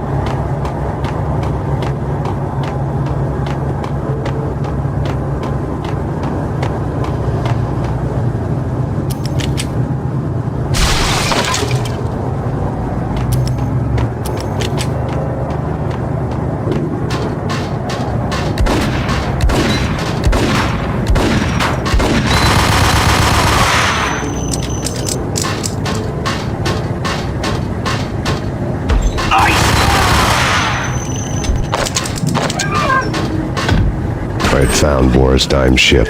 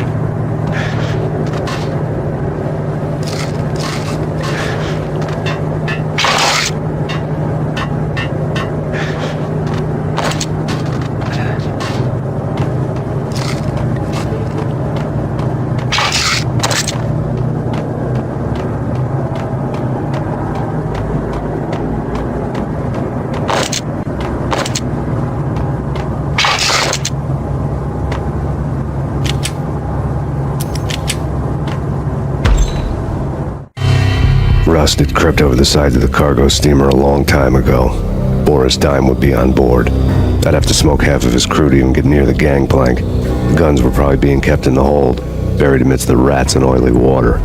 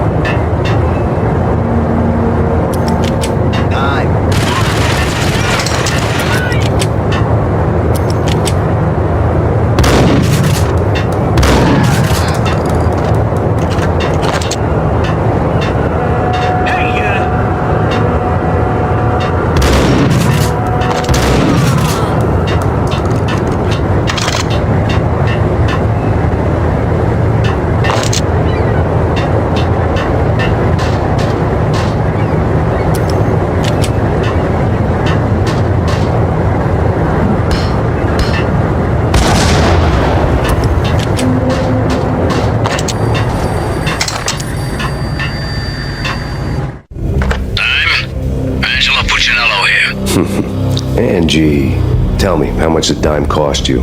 I bet it was more than his name. Max Payne. Right the first time. You're dead, punk. You sure you're not confusing me with Boris here? But you are right, of course. Pretty soon we should get together and have a talk. You son of a... Pissing Punchinello off was a dangerous game, but when people get mad, they make mistakes. I should know. That's where I wanted Punchinello, mad enough to trip over his own feet, preferably into a grave.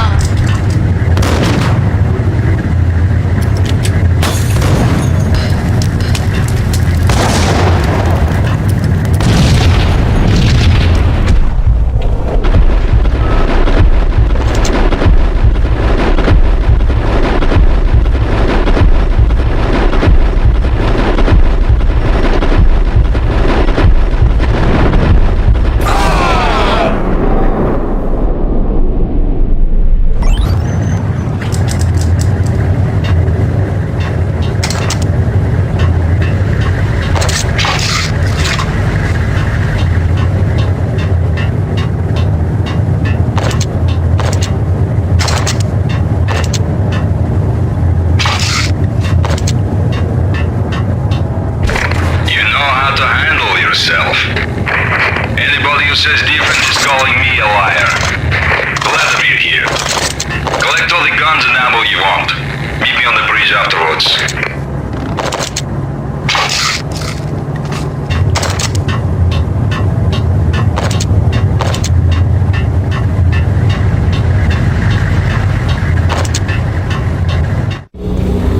Did you get everything you need? Check. I owe you. Anything you need. This is my solo. When I'm through, Punchinello won't be anybody's problem anymore. Clear as vodka. But anytime you get between a rock and a hard place, just whistle. This could be the beginning of a beautiful friendship. You really get a bang out of this big-time gangster act, don't you? Even with all this firepower, I figured I couldn't get to Punchinello at his manor. I could only hope that he wouldn't pass a chance to hear me beg to see he's won. This is Max Payne. I want to cut a deal. Payne, you're a dead man. That's what everybody keeps telling me. I got your ship and her cargo. I want to meet. No pain, no gain. Capiche? You know my restaurant? Yeah, I know it. 1 hour. Punchinello's restaurant had seen better days. Snow was falling like ashes from post-apocalyptic skies, but that was outside. Things would soon get hot in the Don's restaurant.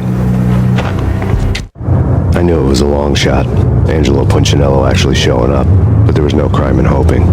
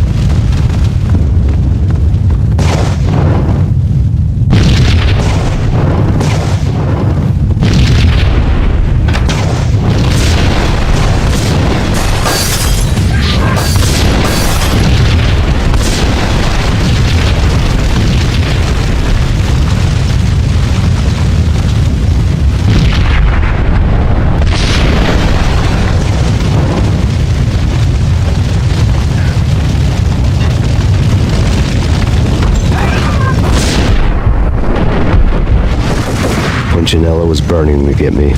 The feeling was mutual. He was trying to put out my flames with gasoline.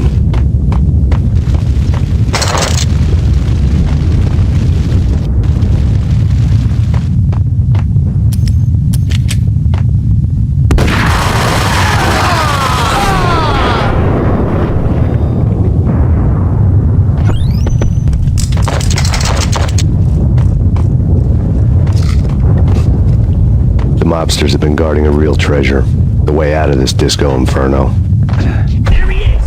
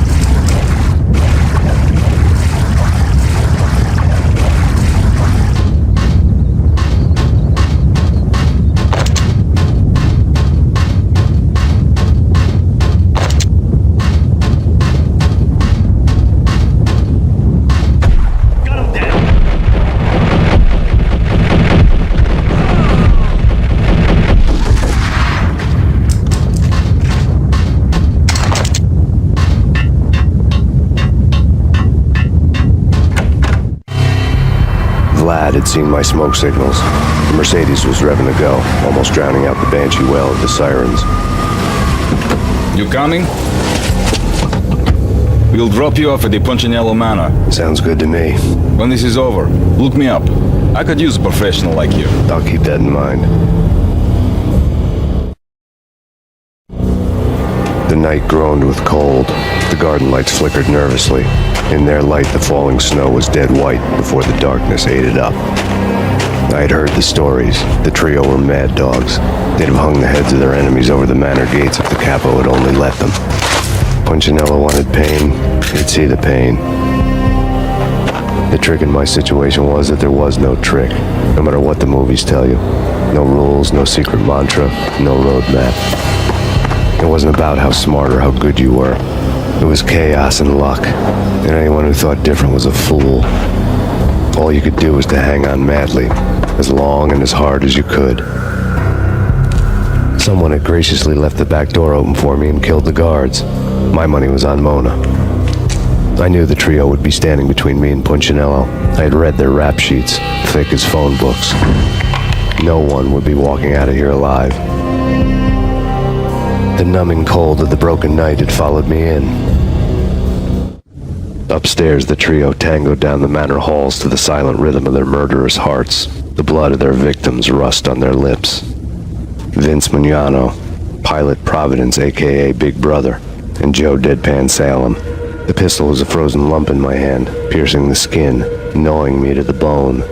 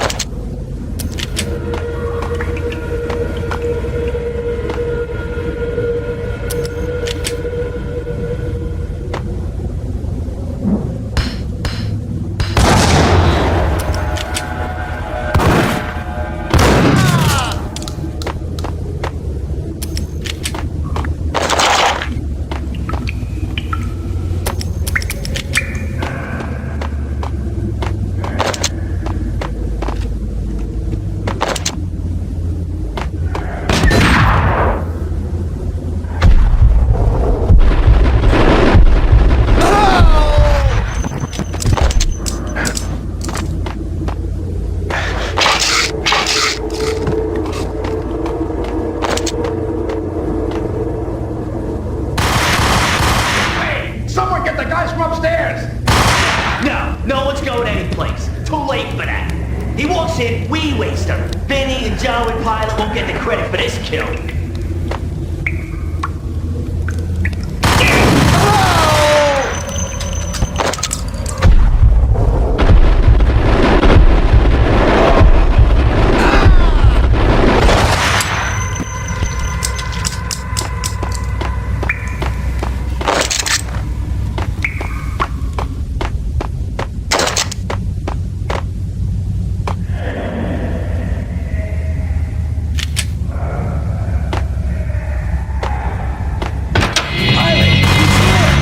It didn't take me long to run into the trio.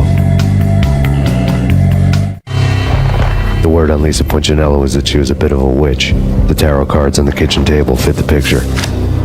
They weren't my kind of cards, but I was willing to take a crack at the hand Mrs. Punchinello had dealt. The first card was the tower. Maybe that was supposed to be the manor. It got easy after that. The devil was the master of the house, and death was me, coming for him.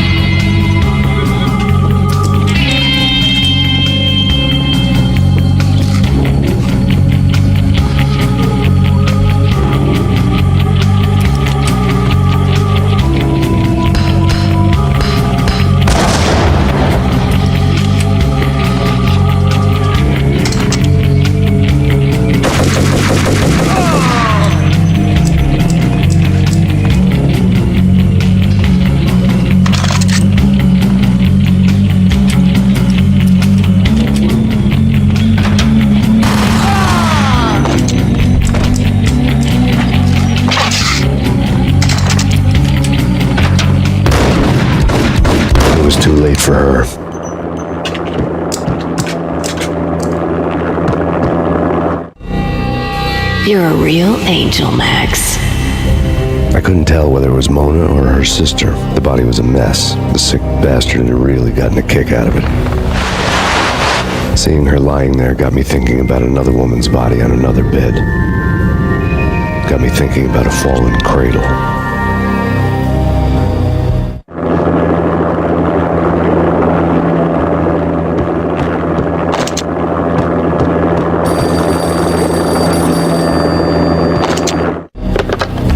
Max Payne. Talk to me. Alfred Woden. You've got company. An armed helicopter just landed on the manor grounds. You must hurry. The more the merrier.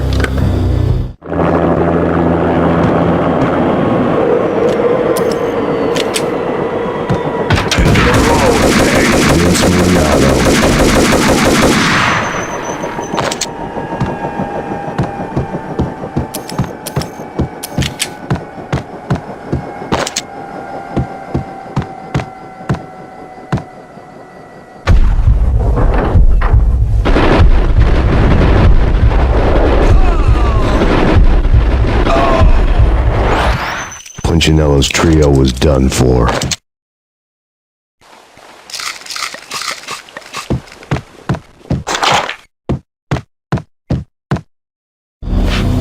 Outside my door. Hurry. He's coming for me. You gotta hurry. Please. I could hear Punchinello on the phone begging for help. He should have been saying his goodbyes. Punchinello was a pushover. The moment I stepped into the room, he folded like a deuce before a royal flush. No, wait. I was just doing what I was told. I couldn't refuse. She's someone high up. Government, maybe. I don't know. He was trying to buy more sand for his hourglass. I wasn't selling any.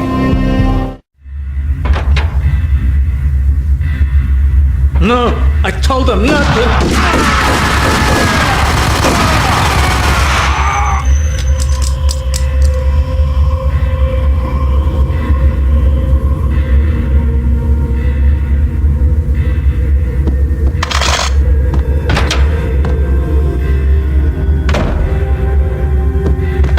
Drop it. Don't move. Game over, Max Payne. I could tell when I was outgunned. It was time to take another beating. The mystery witch was a real barracuda. Trouble on dagger heels, a smoking assault rifle in her hand, and an army of killer suits behind her. How sweet. I get to kill two birds with one stone. Sooner or later, it was going to catch up with you. Mr. Payne, it's time to show you the benefits of my brew. Be a good boy now. You'd find that Lady Luck was really a hooker. You were fresh out of cash.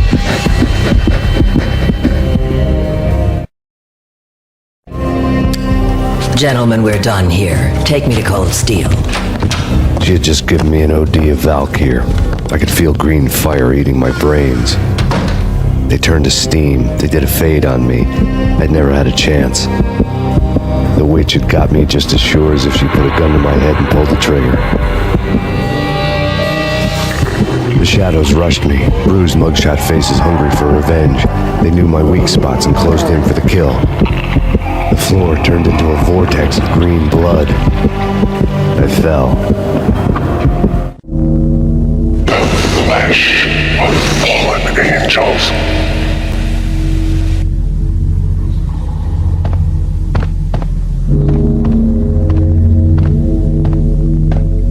Who's there? Max?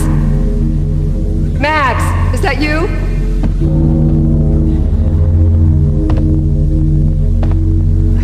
Max? Where are you, Max? Please.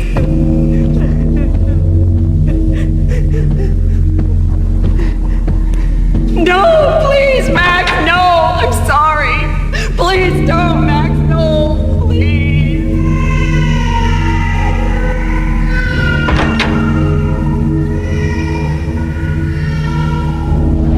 Max?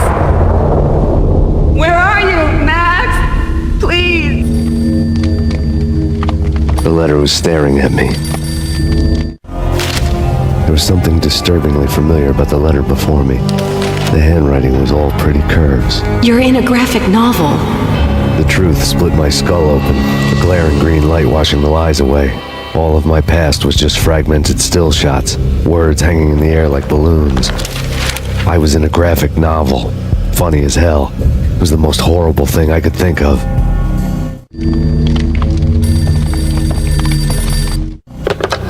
Bartender is shiny stuff and dreams are made of stooped necromancers. He sings like a banana wrist, having strayed too close to the constellations on their shaved skulls. There was a bad line in a prank call.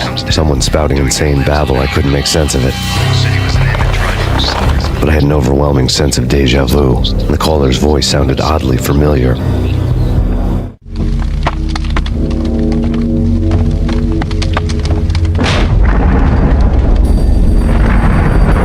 The weird piece of paper looked dangerous. There was something disturbingly familiar about the letter before me. The handwriting was all pretty curves. You're in a computer game, Max. The truth was a burning green crack through my brain, weapon statistics hanging in the air, glimpsed out of the corner of my eye, endless repetition of the act of shooting, time slowing down to show off my moves, the paranoid feel of someone controlling my every step. I was in a computer game. Funny as hell, it was the most horrible thing I could think of.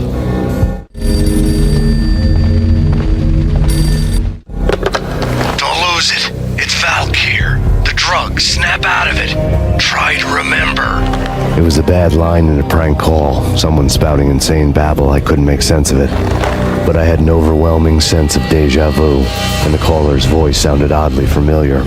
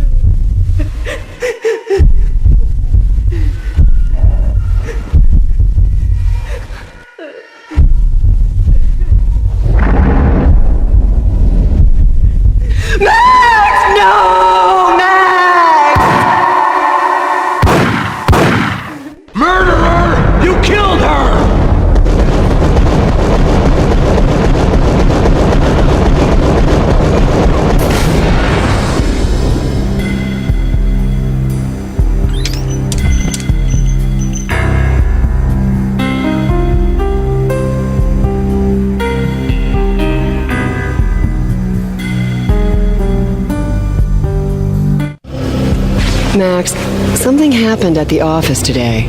A strange memo. Something about Vikings. Honey, I gotta run. You can tell me all about it this evening. Have a nice day, darling. The bullet holes were rubies on her chest, blood glowing on her ivory skin.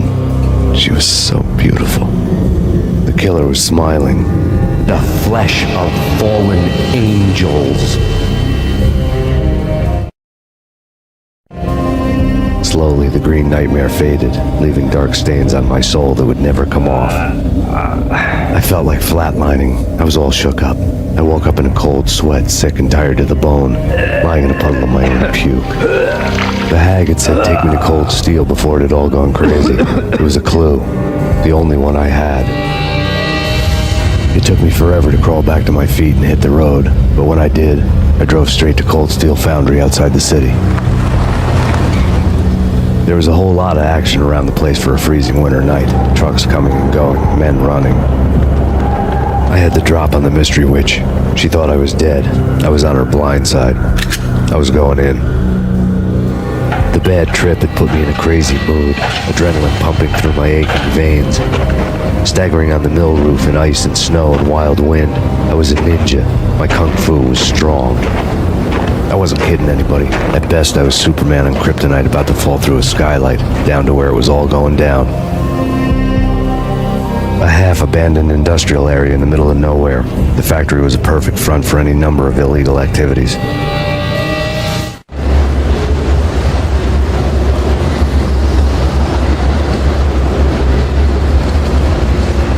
In the belly of the plant, molten metal boiled and bubbled like a witch's brew.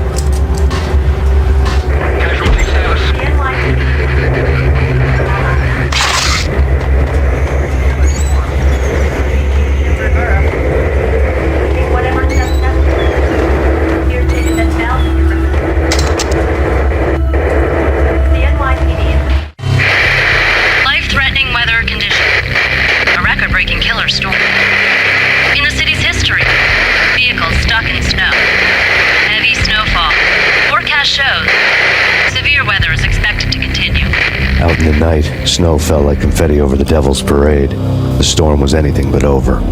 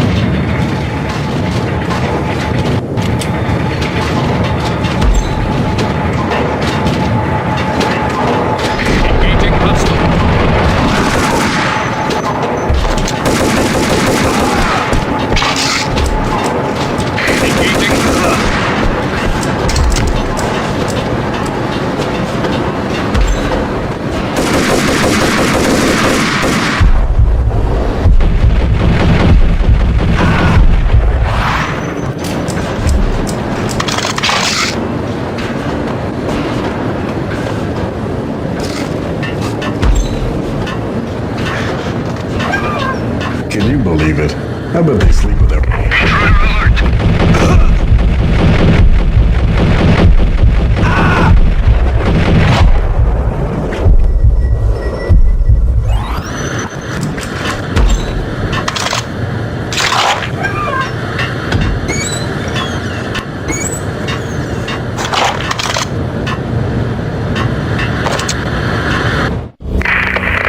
Perimeter breached. The facility has been compromised. Repeat, the Deep Six has been compromised.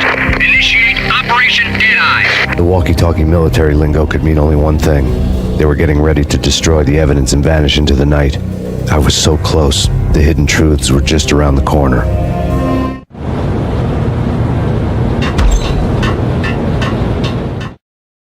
Casualty status.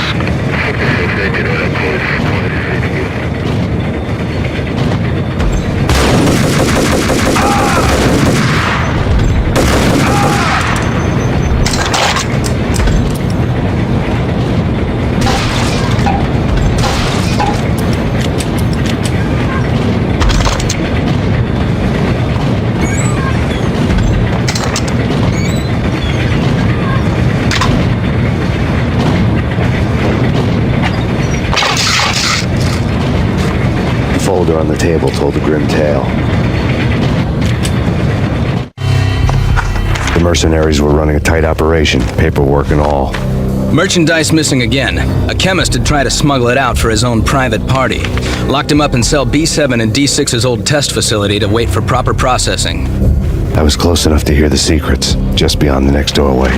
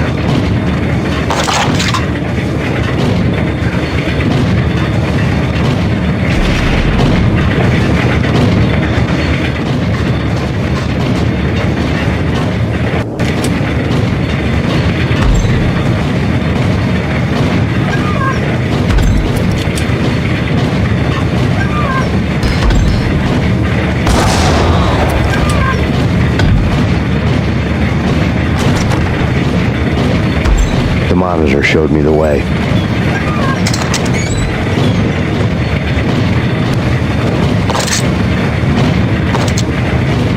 Processing diagrams filled the control room screens, all but one.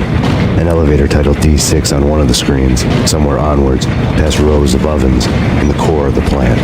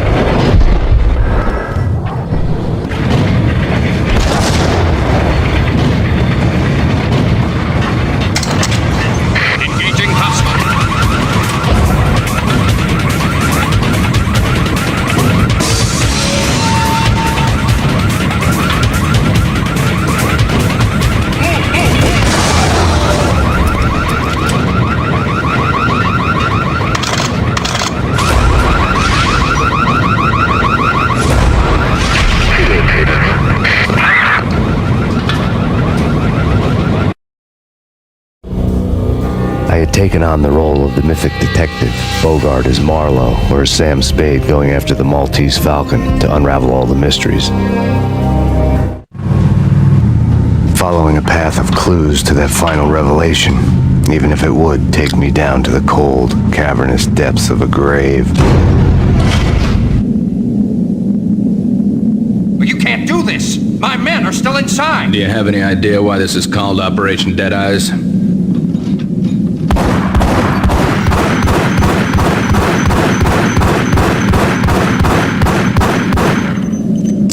I think he's dead already. Let's do it.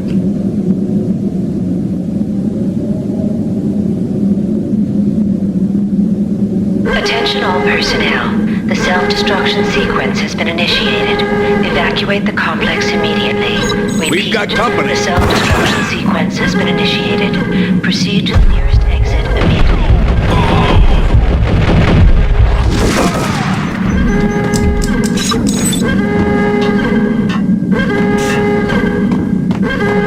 I had seen the logo on the floor before. There was an old army bunker under the steel mill. I knew the military plaque on the floor. I had seen 1,000 variations of the insignia on crumbling brick walls everywhere in the city. The sword replaced by a syringe. Project Valhalla, V for Valkyr, V for Valhalla. All of a sudden it read like a crackpot conspiracy theory.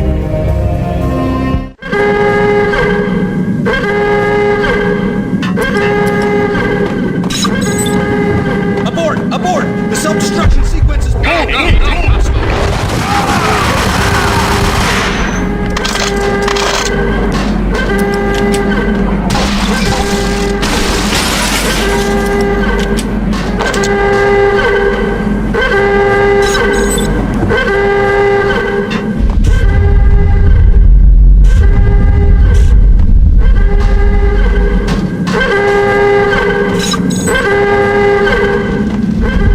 Attention all personnel.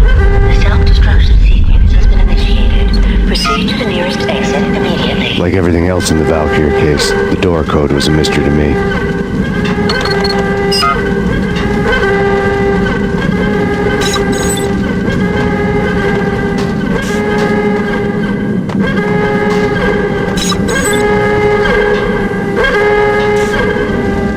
Decontamination in progress. The chemist had been using the workstation when he died. The half-life of the lab rat had ended online, his password blinking on the screen. 665, the neighbor of the beast.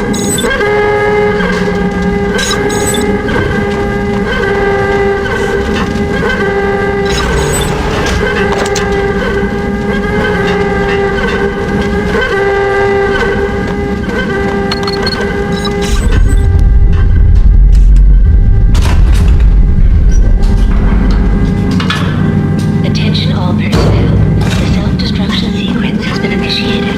Proceed to the nearest exit immediately. Hey! In here! Hey! Get me out! Thanks. I thought I was gonna die in there for sure. I need you to get me through the decontamination chamber airlock. You're crazy! No way! The place is blowing up, for Christ's sakes!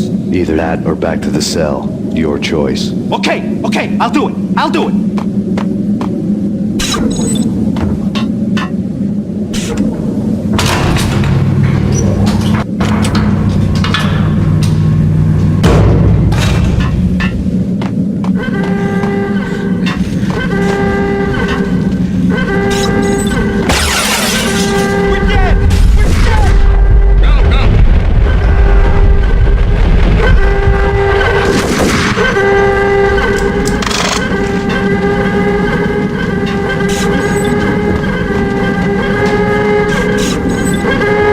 Attention all personnel. Decontamination in progress and initiated. Proceed to the nearest exit immediately. Decontamination.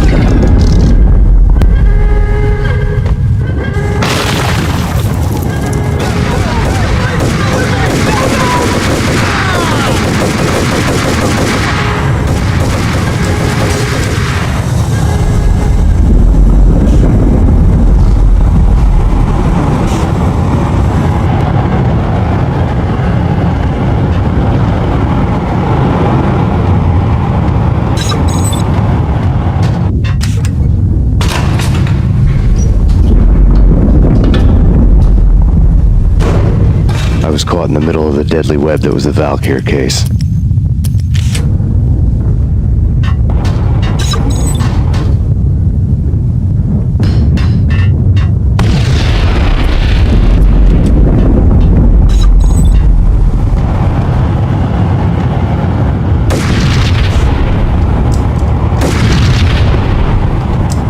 One of the lab terminals had the project logo on the screen. Top secret. Project Valhalla. U.S. Army. Yggdrasil Network. Valhalla. The otherworldly place in Norse mythology where the bravest heroes spent their afterlife feasting and fighting forever. Their wounds miraculously healed night after night. Valkyr. The maidens who chose the most courageous Viking warriors and carried them to Valhalla. 1991. The research objective is to create a chemical substance to enhance the stamina and morale of infantry troops. 1995. Results unsatisfactory. Project canceled. Someone had decided to continue the sick experiment unauthorized. Project compromised. Data leak. Fix the damage by any means necessary. Security clearance red. Authorized by the project lead. Field test. Double the dosage for all the remaining test subjects. Observe and record the subject's behavior in an urban setting. The drop-off point was my old address in New Jersey. The file dated 3 years ago. Just when you thought you had reached the deepest depths of horror, it suddenly got worse. How to turn off that small voice inside your head that started to whisper that you should be glad that now, if not before, your revenge was justifiable on any conceivable moral scale. That small voice proved, beyond any doubt, that I was damned. The dagger-heeled woman had come and gone a long time ago. There was nothing more for me here. The bunker's name was acting as a self-fulfilling prophecy.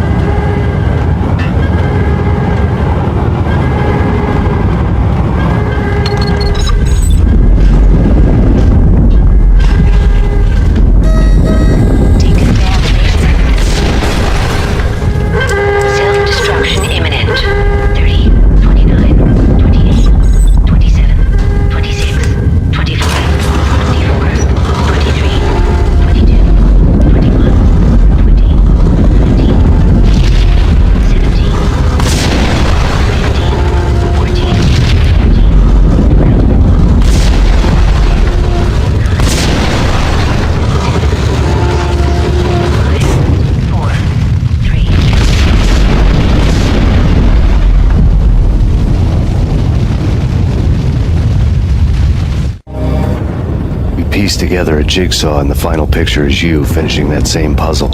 A mad, green-eyed killer standing behind you. An urban legend come true. The Project Valhalla test subjects had been the mad junkies who had murdered my loved ones. The rest was simple body count math. It all pointed to her. Ms. Valkyr. The factory went up in a fiery inferno behind me. All my leads were dead, turned to smoke and dust. I'd lost my way. I hadn't slept in a million years.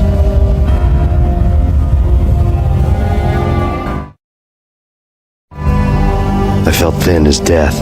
I've been living on an endless supply of week-old donuts. They were fuel for this crazy furnace inside my head. I couldn't remember when I had last seen the sun. I was on a permanent graveyard shift. When the darkness fell, New York City became something else, any old Sinatra song notwithstanding.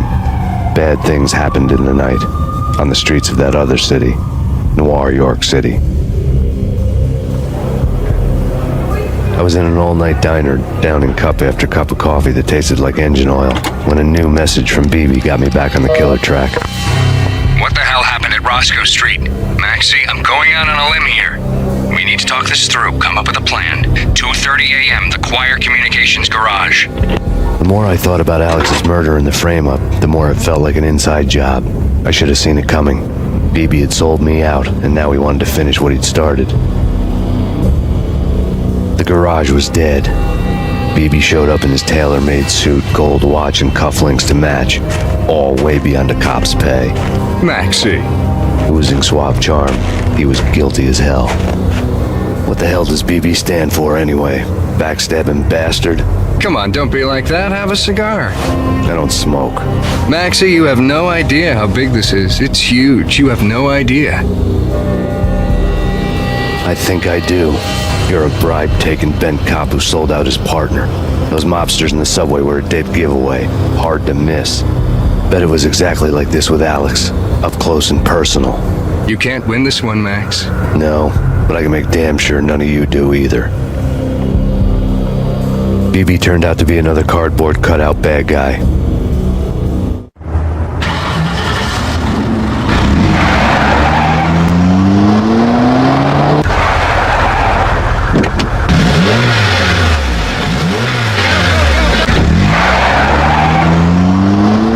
A bad cop on the take. A cowardly right-hand man fleeing from the scene, leaving his paid thugs to do his dirty work.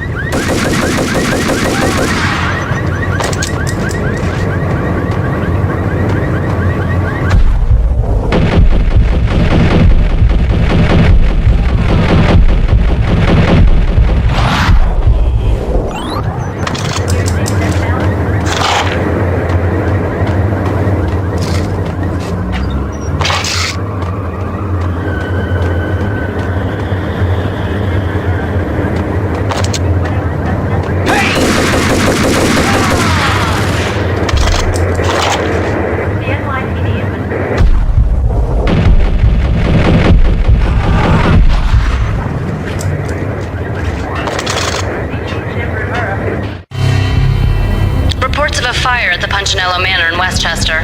The manor is the home of Angelo Punchinello, the alleged head of the Punchinello crime family. The police are now saying, contrary to their earlier statements, that Max Payne is still alive and at large. He continues his vendetta against the Mafia, of which this last act of arson is attributed to. I had no recollection of setting any fires, but I did remember the flames.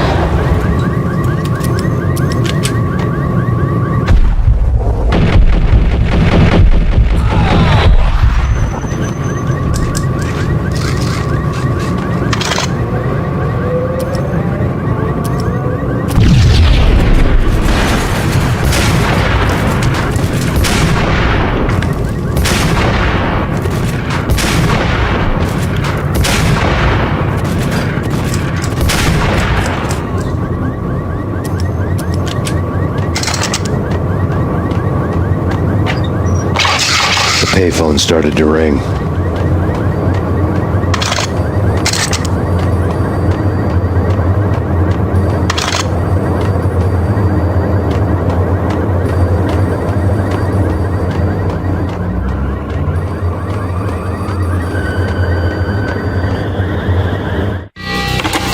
Yeah.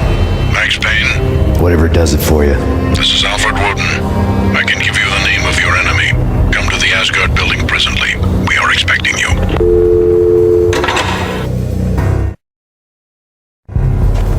Woden was waiting for me on the steps of the old building.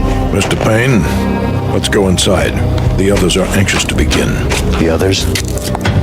Despite the general misconception, this building actually predates the City Hall by 2 years, thus being the oldest municipal building still in use here at the foot of the Brooklyn Bridge. No kidding. The old man played tour guide as he led me through a dark, domed hall. The answers I was after loomed large ahead. Mr. Payne, I would like to introduce you to my colleagues in what we call the Inner Circle. You've been watching too much X-Files. You have seen the files on Project Valhalla. We can fill the gaps, provide you with the information missing from those files. We were all involved in the early stages of the project during the Gulf War. What's the catch? We would very much like to blow this thing wide open, but our hands are tied.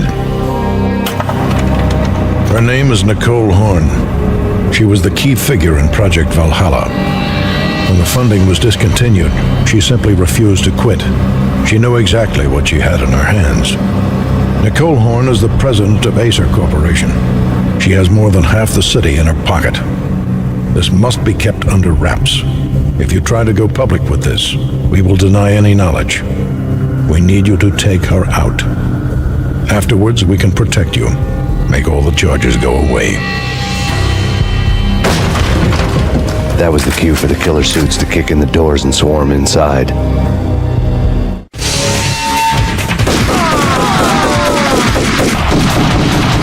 It was an impressive floor show, but I decided to leave early anyway. It was only a one-story fall. Lucky me.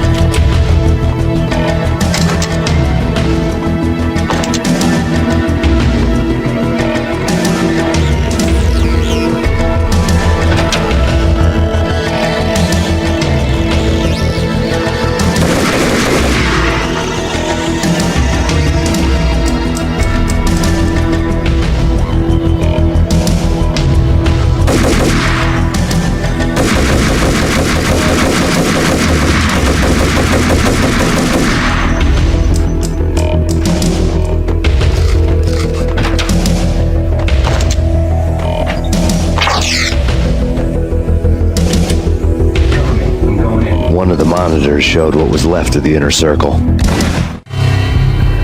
On screen, the so-called corpse of Alfred Woden stood up, miraculously waking from his dirt nap, looking smug among his dead pals. In the land of the blind, the one-eyed man is king. I didn't know how he'd pulled it off, but it was a pretty slick way to get out of all his promises.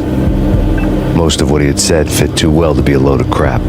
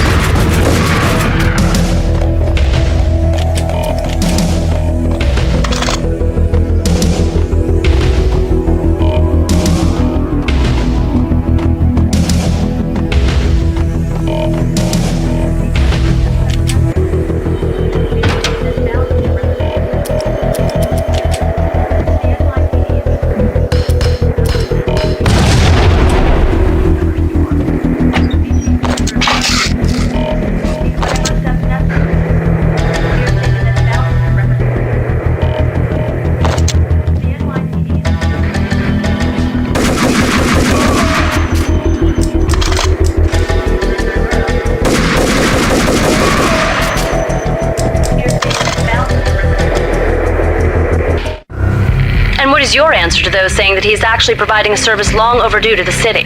This crusade nonsense has gone too far. He's out of control. It must stop. He will be stopped. That was Deputy Chief Jim Rivera from the New York City Police Department.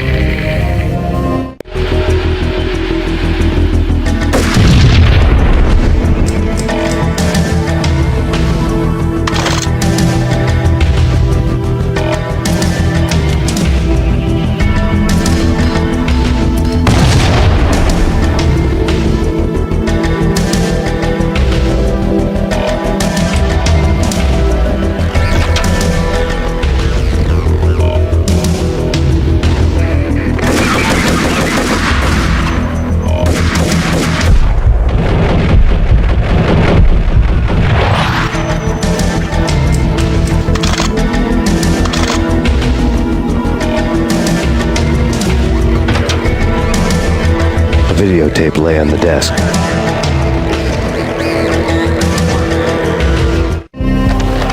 Nicole Horn had blackmailed the inner circle into silence. The tape came with a curt extortion note on a piece of expensive paper.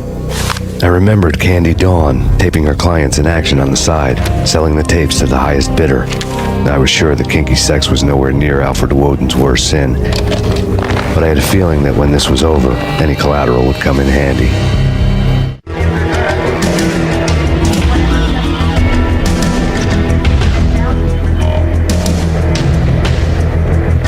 Woden had left me a present. Woden had taken care of my mission preps with military precision. The critical areas in the Acer Corporation headquarters blueprints were circled in red. The president's office was at the top of the building, right below her penthouse suite. The elevators were controlled by a security computer, part of the mainframe located underground below the building. The high-rise was sealed as tight as a sci-fi fortress.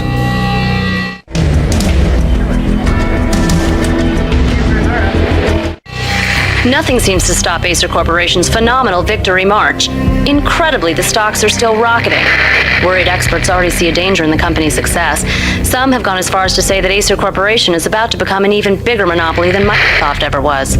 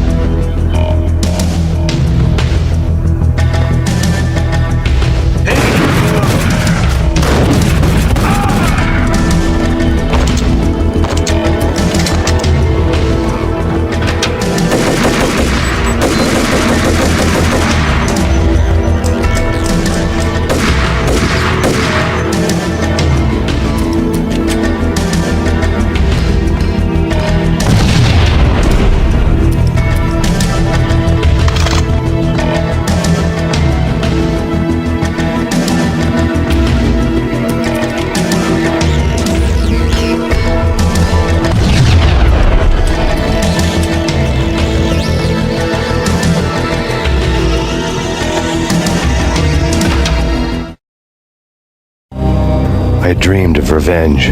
Those dreams were always nightmares, of coming close and then failing. Now I was close. I had a name to guide me, Nicole Horn. I had nothing to lose.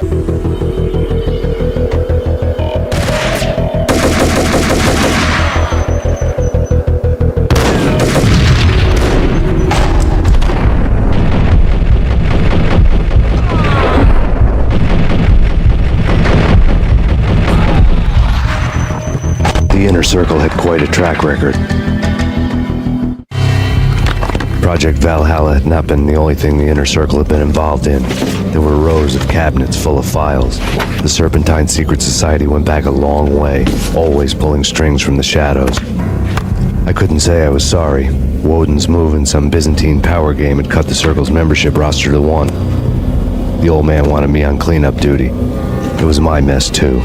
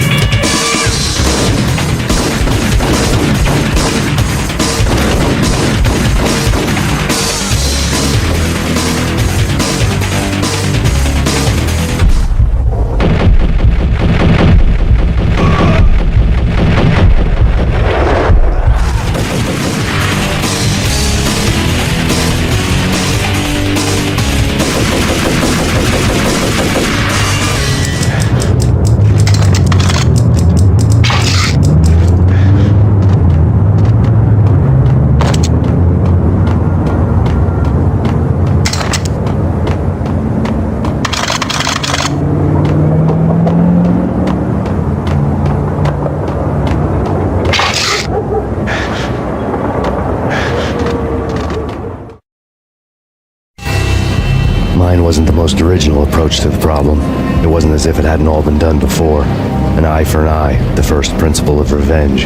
Old as dirt, still going strong. The cardinal rule in going after someone with an intention to kill was not to make it personal, which it almost always ended up being anyway. It did with me. I took my time, cruising around the city in the snow. There was no hurry. I knew what I had to do now. I took my time, thinking about it, building up the rage.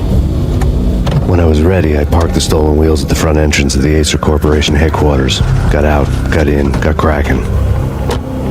I had a bullet with Nicole Horn's name on it. I had 10,000 bullets with the Hag's name on them. She had ultra-high-tech security systems, enough mercenaries and weaponry to start World War III.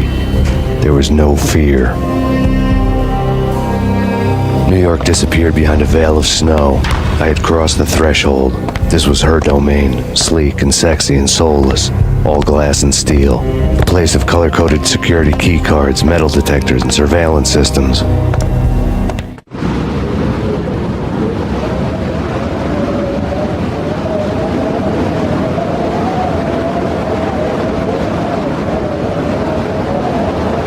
Colder than a walk-in fridge. Cold as a gun.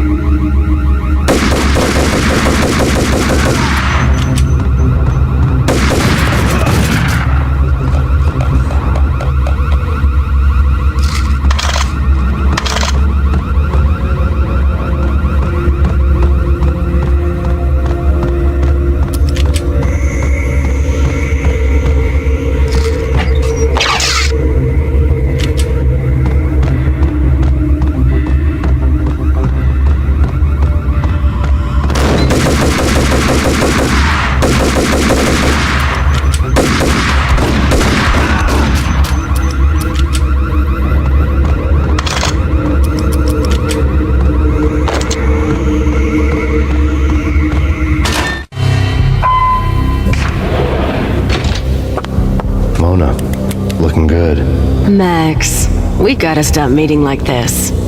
It will be a cold day in hell before I let a narc cop stop me. Miss Sachs, do your job. Relax, Max. You're a nice guy.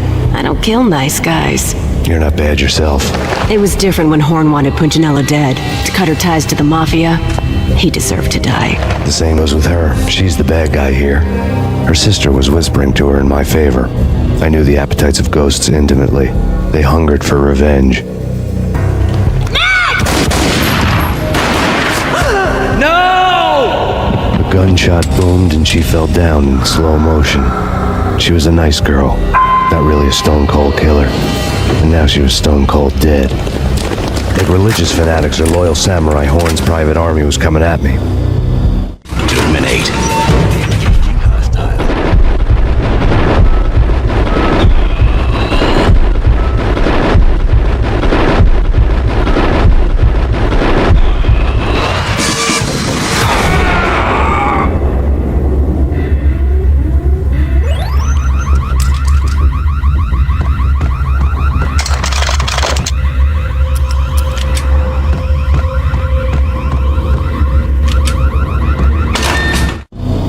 When the elevator came back down, Mona was gone. There was a lot of blood, but no body.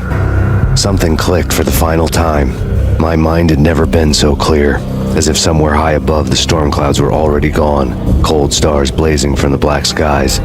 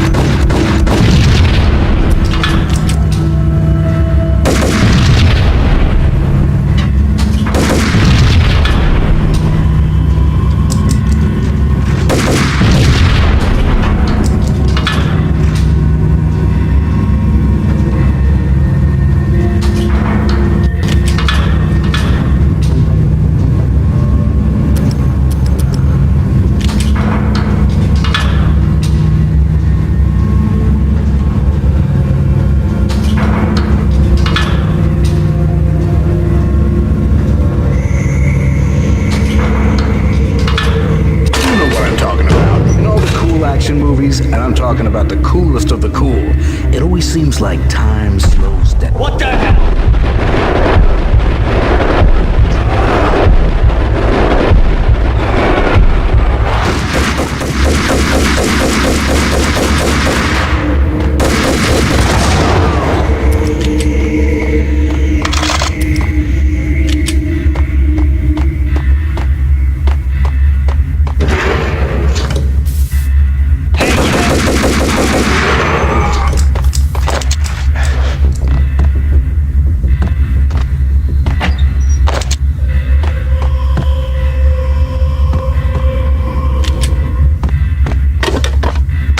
I had elevator access to the mainframe. From there, I'd be able to override the security locks and get to her office.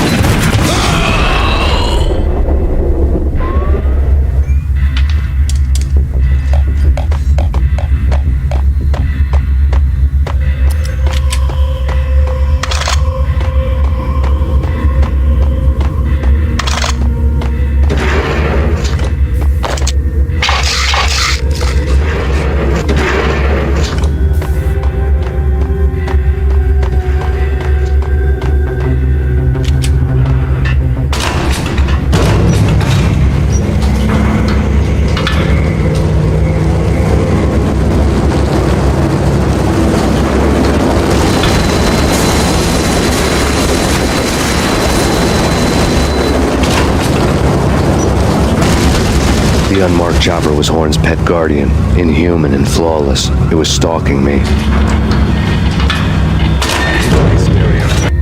I'm not a cold-blooded killer. I'm a nice guy.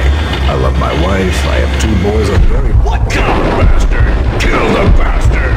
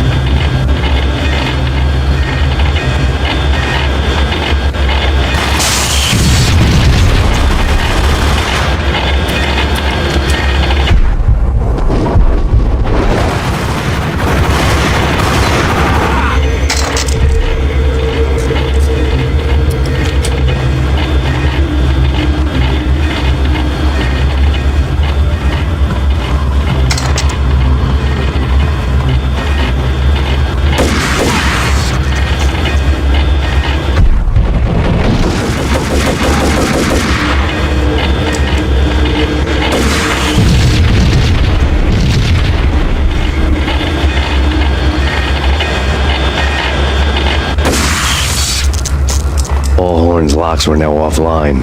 All bets were off. The elevator would take me all the way up.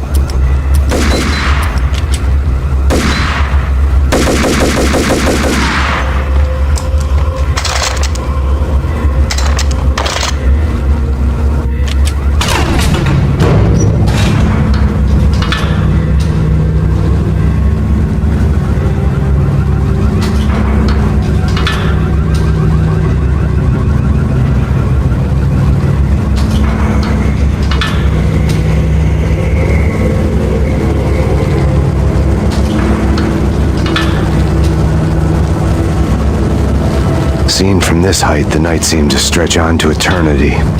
A hint of desperation had crept into the snowstorm, as if it was trying to get it all out before the end.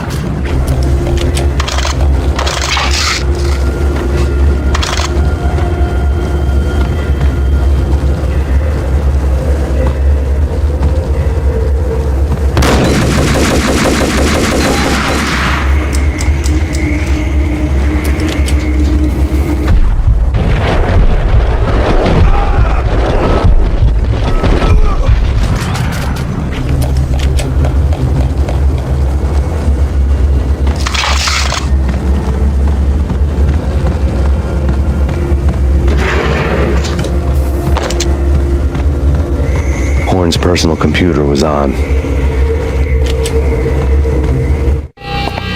Next to the printer was a neat stack of expensive paper.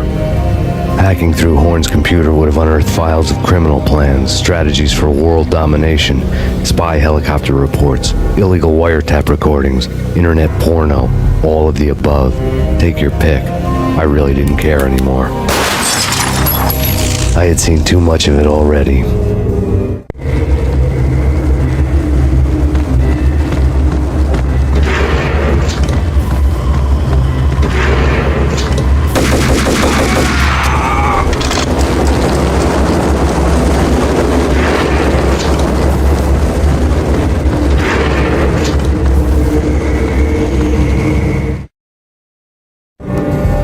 Valkyr had been meant to be a white-winged maiden that would lift you to a warrior's heaven, but it turned out to be a one-way demon ride to hell.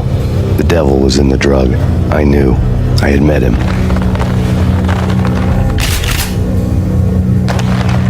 And now I was gonna kill her. The queen of the underworld who had tried to lift herself a bit closer to heaven with her drug money. No begging, no bribes. She knew better. Honor among killers. We who were about to die, both of us knew how this would end, in pain and suffering. All this because your wife stuck her nose into things that were none of her business. The cops were coming to take me away. The sirens were like a bad conscience I couldn't shake. It's ridiculous you've made it this far. You won't be alive when they get here. Stop him!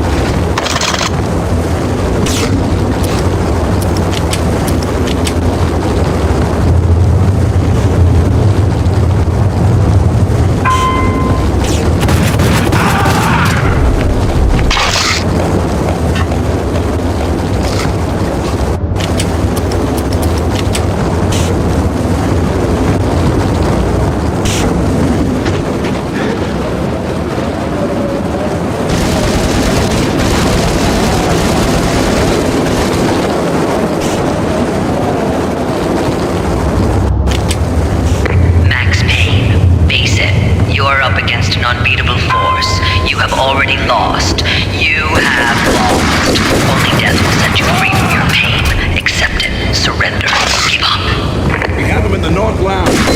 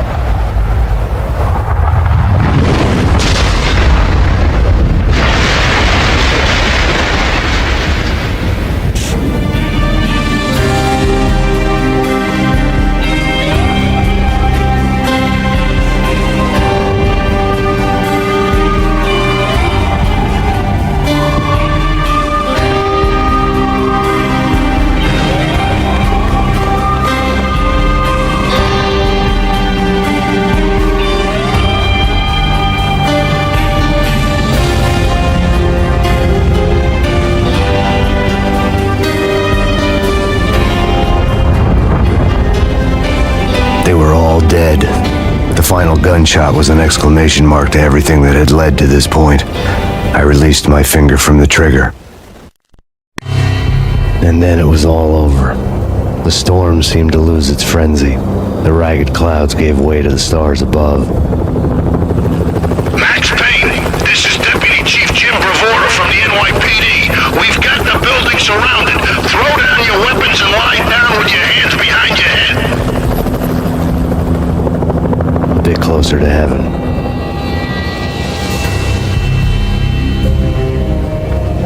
The cops' voices were distant and muted. Freeze! NYPD! Hold it right there! My ghosts released me from their haunting. Down below, New York City glittered like diamonds on black velvet. You gave us one hell of a ride. Take him down to Central Booking. You heard the man. Woden was there in the crowd, standing by the sidelines. It wouldn't be over till the man with the patch would say so. He'd say the right words. I knew he would. He'd better. Woden grinned smugly. It was the grin of a winner. That made two of us.